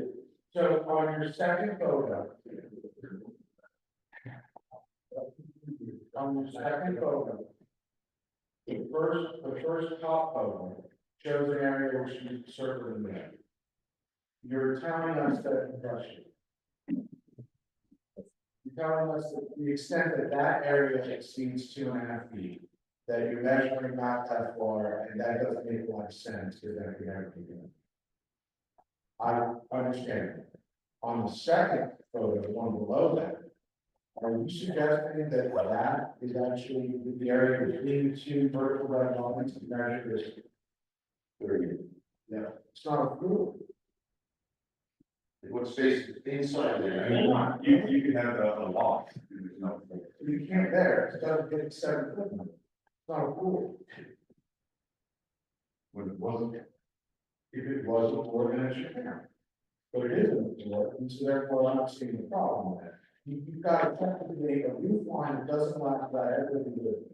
Consider the way we dealt with the area connecting a 2-story garage with the main house. We tried to establish that if the house was constructed such that you could never connect those two, that could happen. And that's kind of what this is here. That? The pygmies? Yeah, seriously.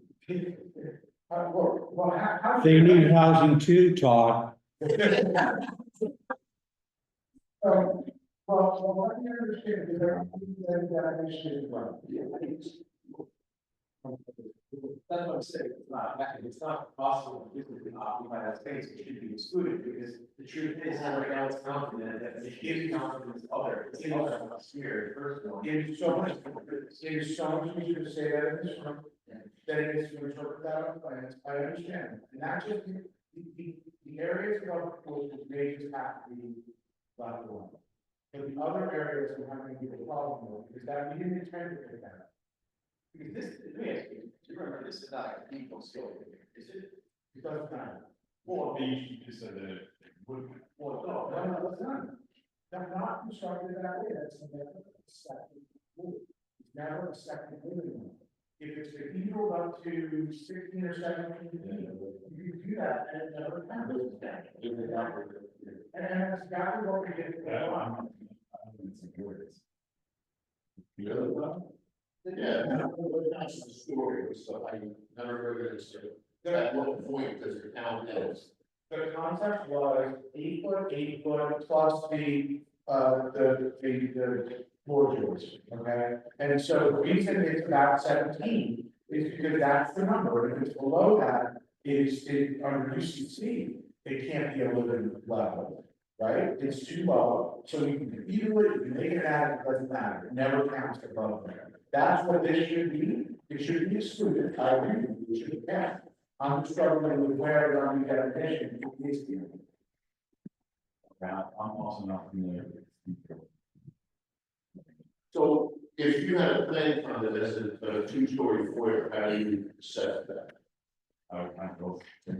Right, but at what point do you not? Like if it's 14 feet high, you count it as 2-story. I'm also like, besides, what the thought was, if you could sandwich 2 floors in between. That's exactly what I'm saying. Right, if it's under that, then it doesn't. If there is a floor anywhere, I would count it. No, if there's no. But I wouldn't count it. No, it says if you can put a floor in there, that's the way it's done. Where does it say that? No, I don't know. I guarantee you the building department.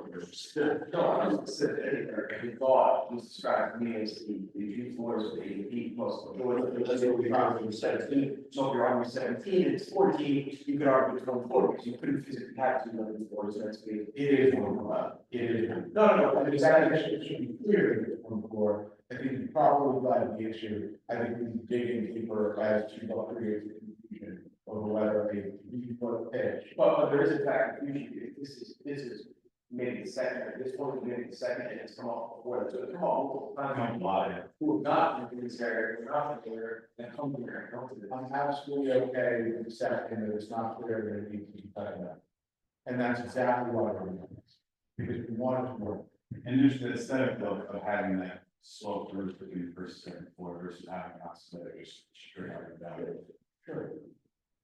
Sure. I don't know how to deal with the porch section, so the upper pictures, the upper 2 photos, I'm struggling with that. Because that area is strictly abused, and that becomes cold. And so. Yes. It's part of the devil's compromise of trying to figure it out. The more room you give them, the more they will abuse it. We have, it's just So everybody remembers, we have 4,000 square foot houses in our area that were permitted without variances that measure at 3220. They are all over town. This ordinance was intended to stop that from happening, and here's the good news, it is. So these problems are things we can deal with. Let's not lose sight of all the benefit of changing this and getting things happening, right? I'm wondering if that's the approach. There is a construction technique or something inside the construction code that would give us something that clearly be excluded in addition to the 2.5 foot area, so that we can add something to it. I just don't know what that is. I mean, I was pointing earlier, was to build a something for right above the portion. Well, I don't think, but we basically agree with what the setting is, so below the one see top off.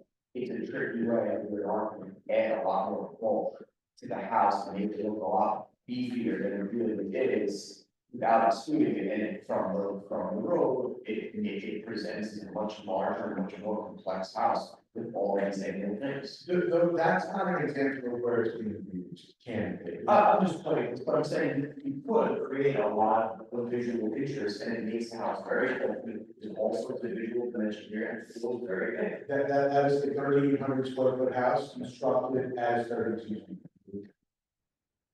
The one we're looking at. You're not certain of the areas that are in violation. I got rid of everything. And that house is considered large. You're on the right side. Yeah, and it's there. Yeah.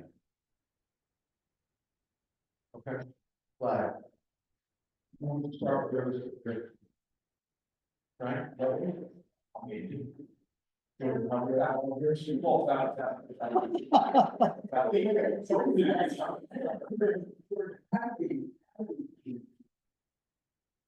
The visual large houses on small property. We have to do it by zone. You drive through this town, and the house going up next to it, right? That looks massive. And it's within 20 feet of the property line on both sides. So it's within code, there's no variance that's required. And that house looks massive from the street. So how do we keep the appearance of large houses on small properties? You know, or larger houses on bigger properties. You know, how do we keep that from happening in town? Because that's what everybody is complaining. Primarily through like the floor area and the setbacks, so there's too many things, I mean, floor area was and volume. But we need to increase the setbacks on larger parcels of land so that they don't do. So the idea is, again, here is you good designs. The idea is that the ordinances work together. So the floor area restriction, and now the first floor elevation restriction, the ridge height restriction, and set is intended to create a building envelope which is within what we consider. As to what your issue is, I haven't seen the house going up, I'm guessing that you've got sheer walls all the way up on both sides that make it look 35 feet tall, only 20 feet from the property mountain. And the solution to that, at least one that we thought about, is to create a different setback for the second story, to actually cut out those sheer walls, and to bring in the second story, to bring it up. And we've done that with eyewalls and other sort of ridge lines with people here. But when you're here, it needs to stand out from the ordinance, so it would say, you're 20 feet, or you're 22 feet on the end. And it requires that great roof, and I think we do a lot in terms of visual impacts. But you're regulating even further what people can do by way of the building. I don't have a problem with people, you know, putting depth into their house. But I do have a problem with them putting width, because width from the street looks like that. Depth from the street doesn't look like that. How do we do that? So Skip's thing, for those taking notes, is to take a look at the side yard setbacks, whether or not they're sufficient, and to consider other mechanisms for softening the impact of any development, we will have secondary setback for the second story. I think John would really see it, would really like to apply to the zone that you live in, that, and I don't think all, because you are, they don't have spacing on that. They don't have, I understand, you don't want to have looking like the road. But saying that, you don't have the ability to. So maybe in some of the higher zones. Yeah. You need to increase the size. Yeah, Yeah, but that's, I agree, but I think our 30 and above. it's very, very small in the house. don't be R40. Yours. How? That's setbacks. You're not in the cap. Well, that's actually not involved, but it's a smaller lot, we only 30. And I think it's permitted, yeah, it's compliant, I think it's a like situation you talk about. So in the R5, they want 32 feet or 30 feet, and they're all like that. If you don't talk about it, you only got one. I think the target is going to pass it, you know, second size of the house. That is a different factory than we typically have. You know, they right on top of you, you work it out. That's laid out. Really, 2/3 in there.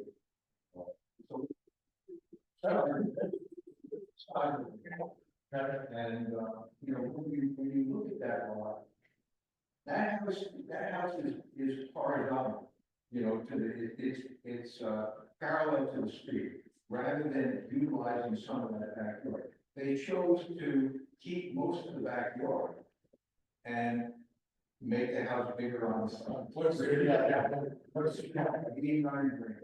89 grand for Sheila. Let's write it down. Let's take.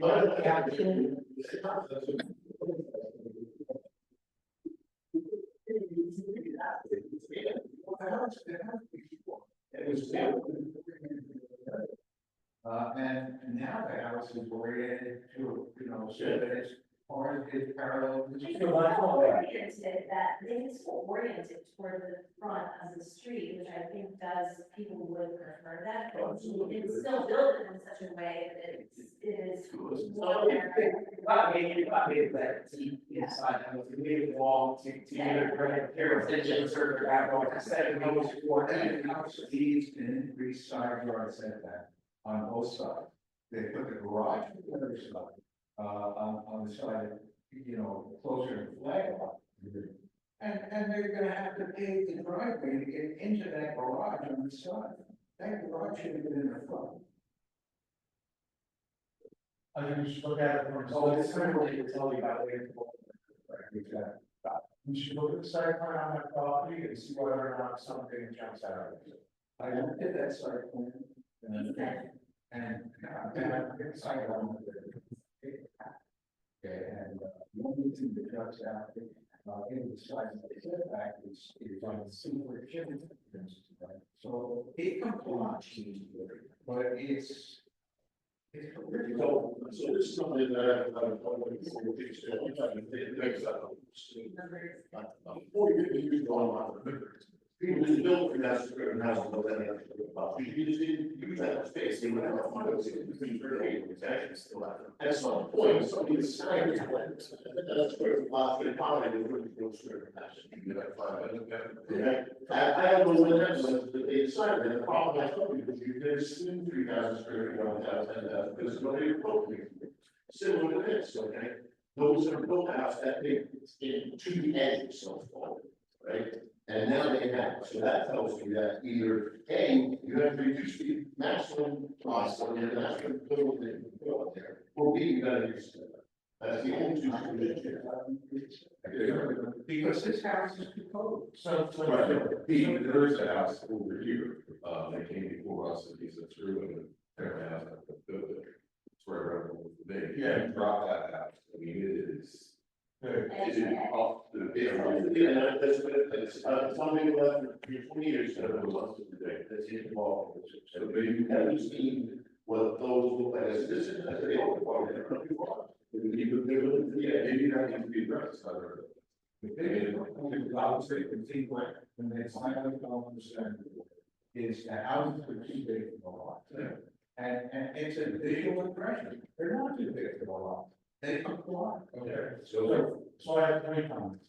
The first is that what we've done for the side yard setbacks, is we increased the side yard setbacks for the lots that we have permitted to remove them. We have addressed that. Number 2, whatever we rule is, we need to apply universally. And so we need to just simply looking at an anomaly. A lot of that, then we can look at the site plan a little more closely to see if there's a universal change that would not only improve how that looks, but that wouldn't create problems elsewhere because it somehow was used. And then the last thing is that it took 15 years, but what we did in 2022 to change the size of the houses was absolutely directly on point. And so the new houses that are going up are better.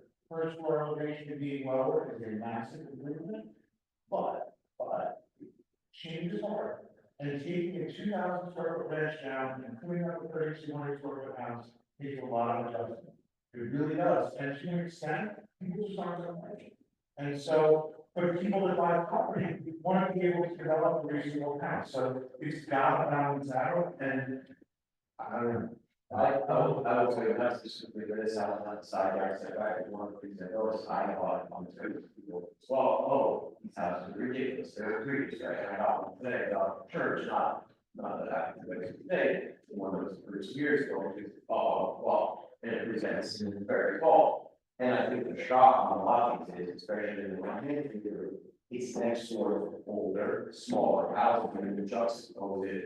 It is shocking, and you can see these houses, that's like a wall, why would it is going on? If you go to Linden. Right, but They it all, it's not just, well, it does, I mean, it's less, it looks like it belongs to the streetscape. But when you drive down the parts of the river roads that are still kind of river roads, it looks so much nicer, and so, at least in my opinion.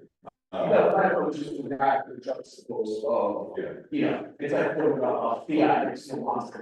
No, it is like. Your monster, when you street vehicle, it doesn't.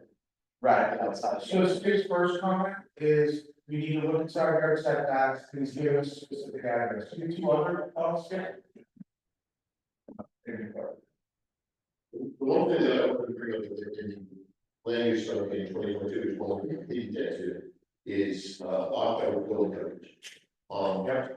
Back then, people were putting 4,000 square foot detached garages and 3,200 square feet living space and a shed and everything else. What the world is to be have a lead lot coverage to allow this. Now, I think we have to take a look at both of those numbers. So we did not look at that in 2020 or 2022 because it requires a lot of analysis.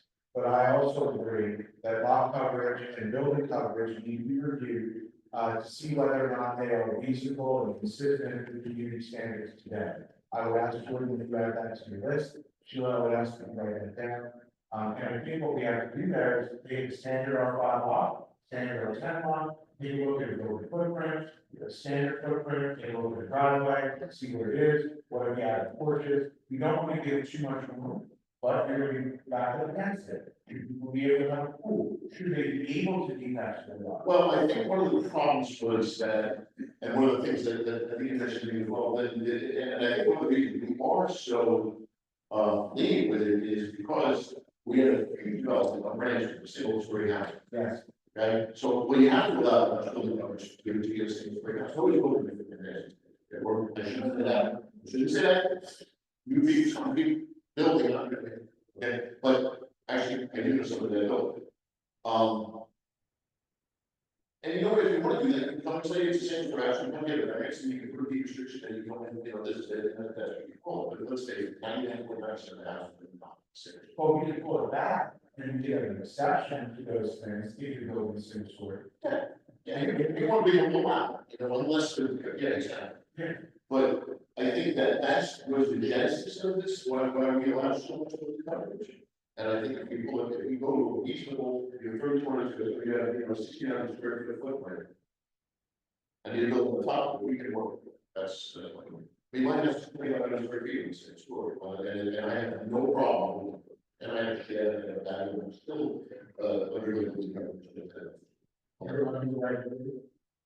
I am. But so, you know, that should not be, that it's, there's no way that we should be able to put that much.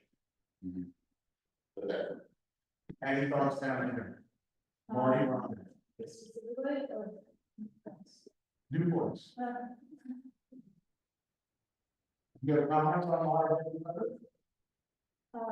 I'm curious if we're trying to keep the conversation on. No, I want you to, I want to see if you got any more things you got to let. Well, I mean, Burton's, list and kind of, various points, so mine kind of will weave in around with that. One of them in particular, and then people on the board stand, but, driveways. So because of coverage, frontage or whatever, a lot of them are either, tandem driveway, or because of the limitation of the driveway skirt, it's really just like one car, they have this little like off-street car, and you can like do this. So what I've kind of noticed is that if you do allow for a two-car driveway, that encourages less off-street parking, because sometimes it can be such a pain with a tandem, or they go around, that they're like, park on the street, and one car on the driveway. So encourage more off-street parking. And two, the other thing is, everyone puts their garage, their garbages on the road. I'm fortunate enough to have a wide driveway, so it stands out to me when I see garbage on the road, and so we did it also for a wider driveway. My garbage is always kept on the driveway. And so, like, that's another thing. on the apron of the Yeah. driveway. But keep off the road, people allow for more. Oh, so you're saying that if we enable people to widen their apron, then garbage pickup could be from your driveway versus from setting a 3x3 can in the street? That's what I do, and then I notice when I drive down narrow roads, even if there's no car parked there, you're still like going around. Garbage cans and then letting the other car go. and Yes, then the yeah. Garbage. So then that thing garbage. Garbage, yeah, correct, yeah, so the only solution to that, I think the easy solution then would be have people put it on there. They need to have access to the wash side, they not go to garbage can or neighbor's house, horrible, because it was in a weird spot, and cans are everywhere. So that's the garbage, that's what they want, and it's. Well, I'm saying that's not my apron, so it's still just as. But the apron, if you have more, even if I leave my garbage can too close to my driveway, which is two, it's double width. It's hard to get out, and I don't know what this is, and if there's like cars coming, it's tricky.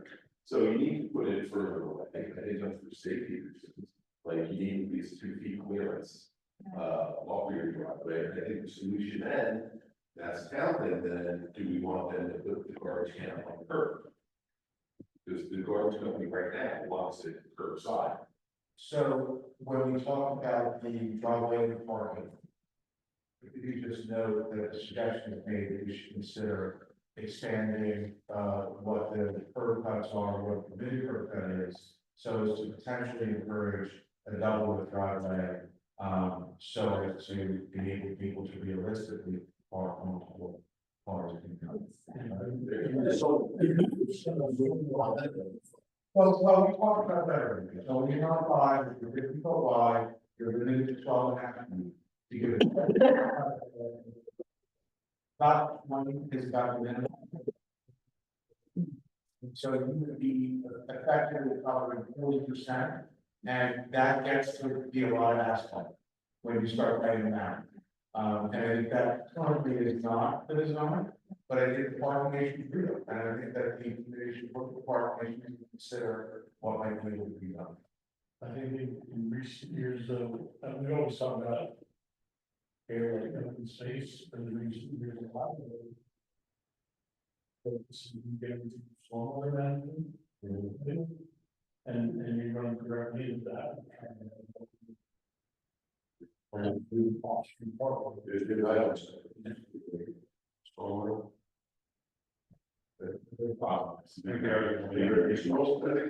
Is it already placed? Is there a time for us to declare? I heard, text a couple months ago talking about. Clarification on who would shut conversions, no, I think it's more strict. Anyone have a monologue here we can talk about that? Right, we got. When I was like the town, but now the more I thought about it, I think it should be addressed, as we have noticed, and it's kind of one of our ongoing funny conversations amongst us. Some of the, numbers on exits. On a lot of house numbers, some of them are, I know you're shaking your head, that is not good enough. Too high. Brother, I agree with you, man. Literally, gonna be 4 foot high. And back, some are back. I can see that, and we have ordinance about signage. In the, business. You should have some of them are spelled out. So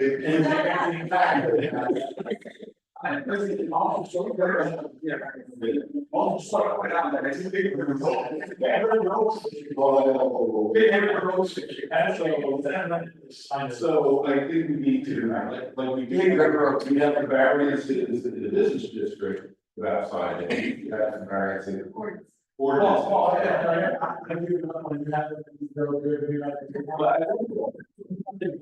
That's a really good. Yeah, my other thing is, and it's, it did come up, and I don't know what our, policy is. They built the house, they built, tore down, built the house on the corner of Circle and Buena Vista, they made turn the house to be on Buena Vista, and it just doesn't work in lot, and that thing's been sitting there. That's not true. It's been sitting next to The house over here, I live in the camp, it's like a catty corner. Oh, We should not, we should try not to force that house into a weird position on a lot, just to make it. Run from the main street, because we've done it in the past, where we make, right, well, when you're facing the main road, you have to then deal with the side and be presentable. You have an ordinance, so the board has been thoughtful about saying, Wow. do we have anything requiring that the two sides of the house on the corner have effectively a second front? Yes. But we have a lot of corner lot language, but I don't think it speaks to requiring you to face your house one way. Most of the So, all right, so that's not really the question. We need to have something to prevent someone from creating a house that will look perfectly fine in between two other houses and showing to a street a side of the house that is not designed to be a front. Aesthetically, no, but we do require 2 front yards. Yes. Right, but, you know, Skip's issue. You know, if that house were actually on a corner, Skip would not be the only person that would have to suffer looking at it. We were all. As we say, it's easy for these guys. Right? As we go. I just don't like that, more than we can start that, you know. We see about Spanish in the back. Well, that's digital. Which the fact is that, so close. You know. You do that same with the last. Right. Hold on. If you push it down, the blue, Say what? I will better, so. We'll make it out. Yeah, I think carrots. Guys with multiple conversations, doesn't work. It's 151 of this stuff, it's change the address, try to sell it.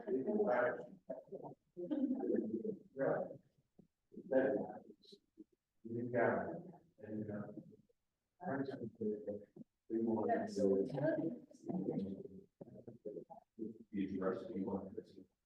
okay, Paul. You want to share all of you all?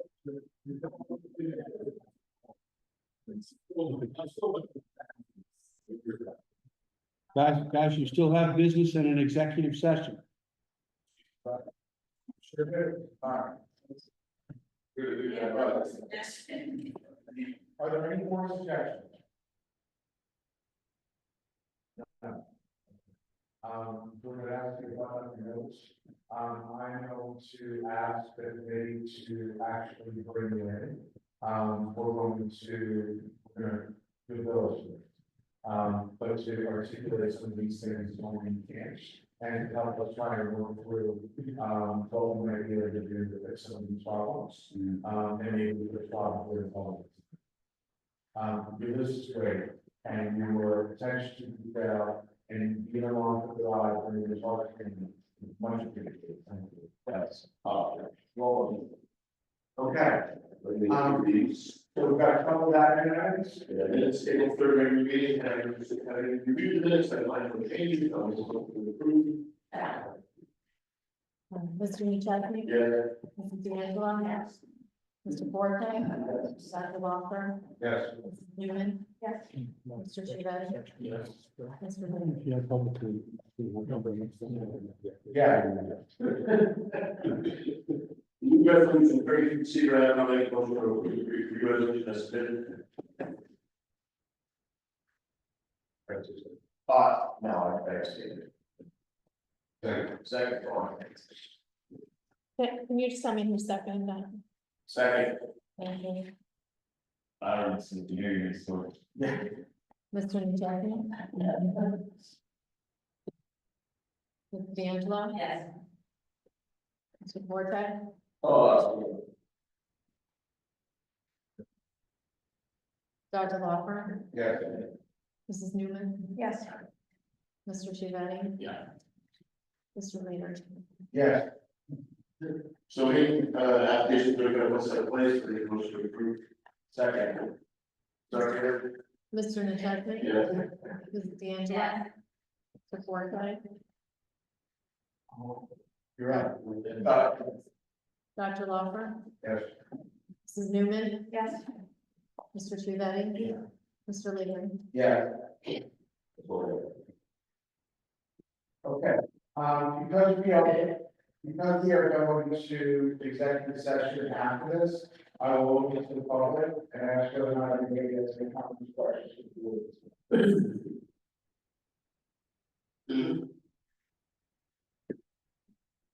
There's no writing, so I don't see executive session on the agenda.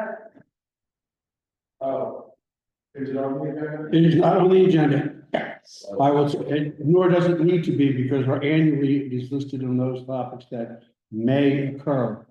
This is going to be a discussion concerning an application that has come in before the board.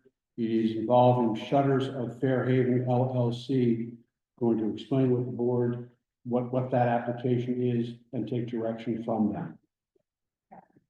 How about, down, so undersized lots?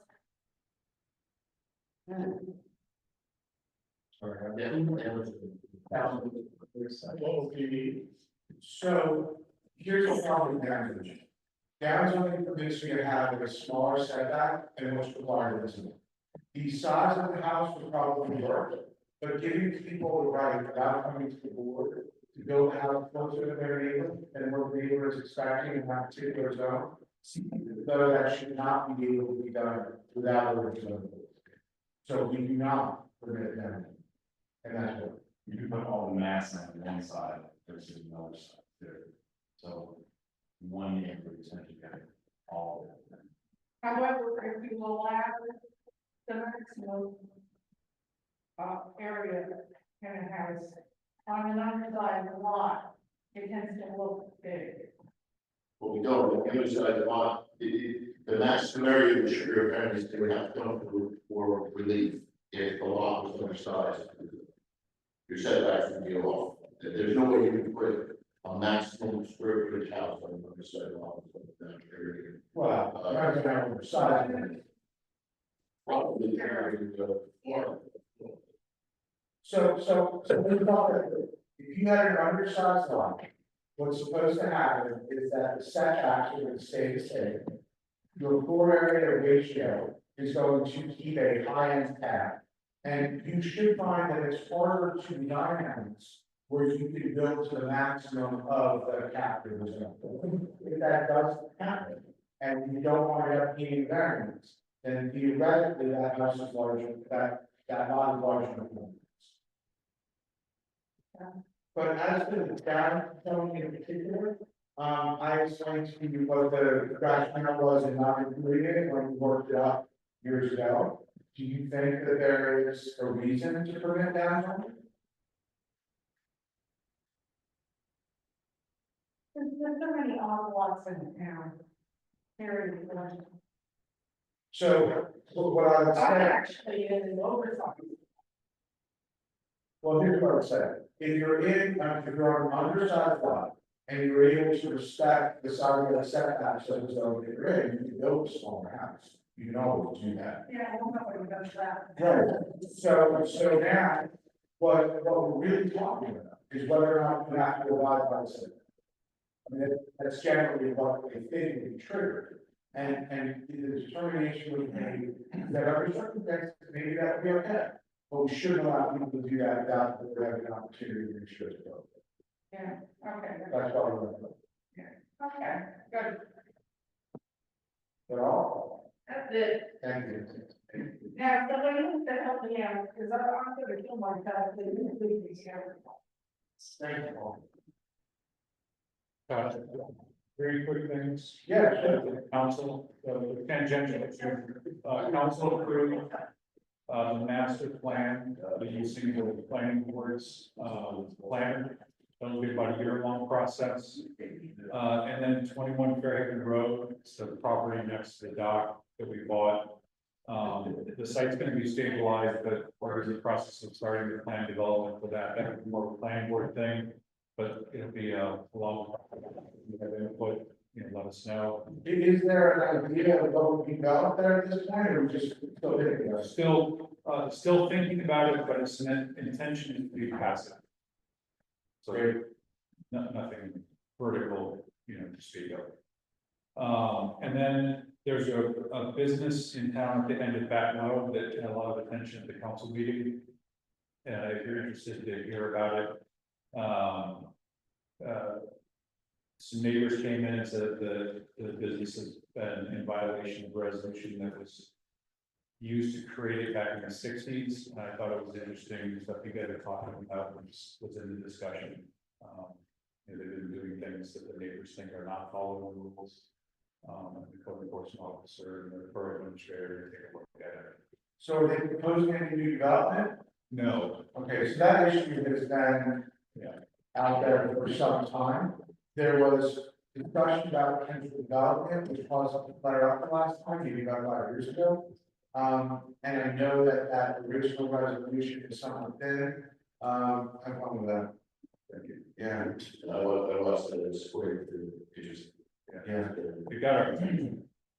Oh, absolutely, I was surprised at the level of overstep. Oh. It's very. Sorry?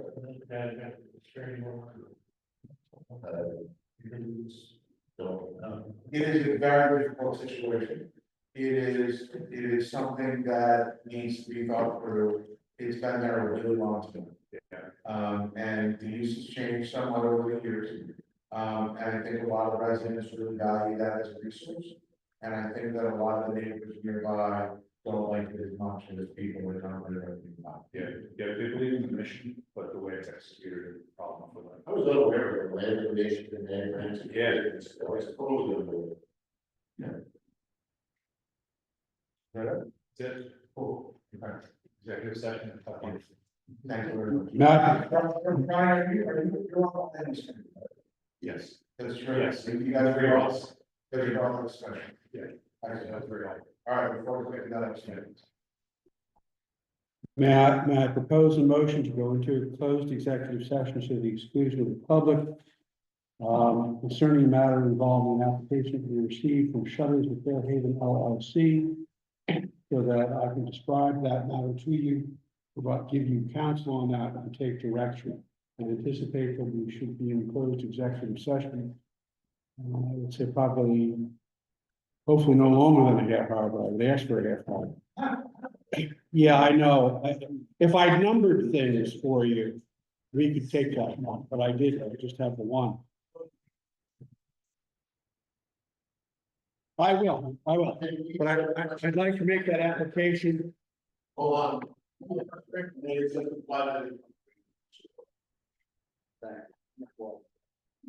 that's all right. You got it. So you set the motion, I'm gonna make that motion. I need a second, so yeah, make a quick roll call, please. Mr. Natesi? Yes. Mrs. Yes. D'Angelo? Mr. Ryan? Yes. Mr. Porter? Yes. Dr. Walker? Yes. Mrs. Newman? Yes. Mr. Gonzalez? Mr. Giovanni? Mr. Lehman? Yes. Now that we're in executive session, can I make a motion for a conference break? Yeah, right.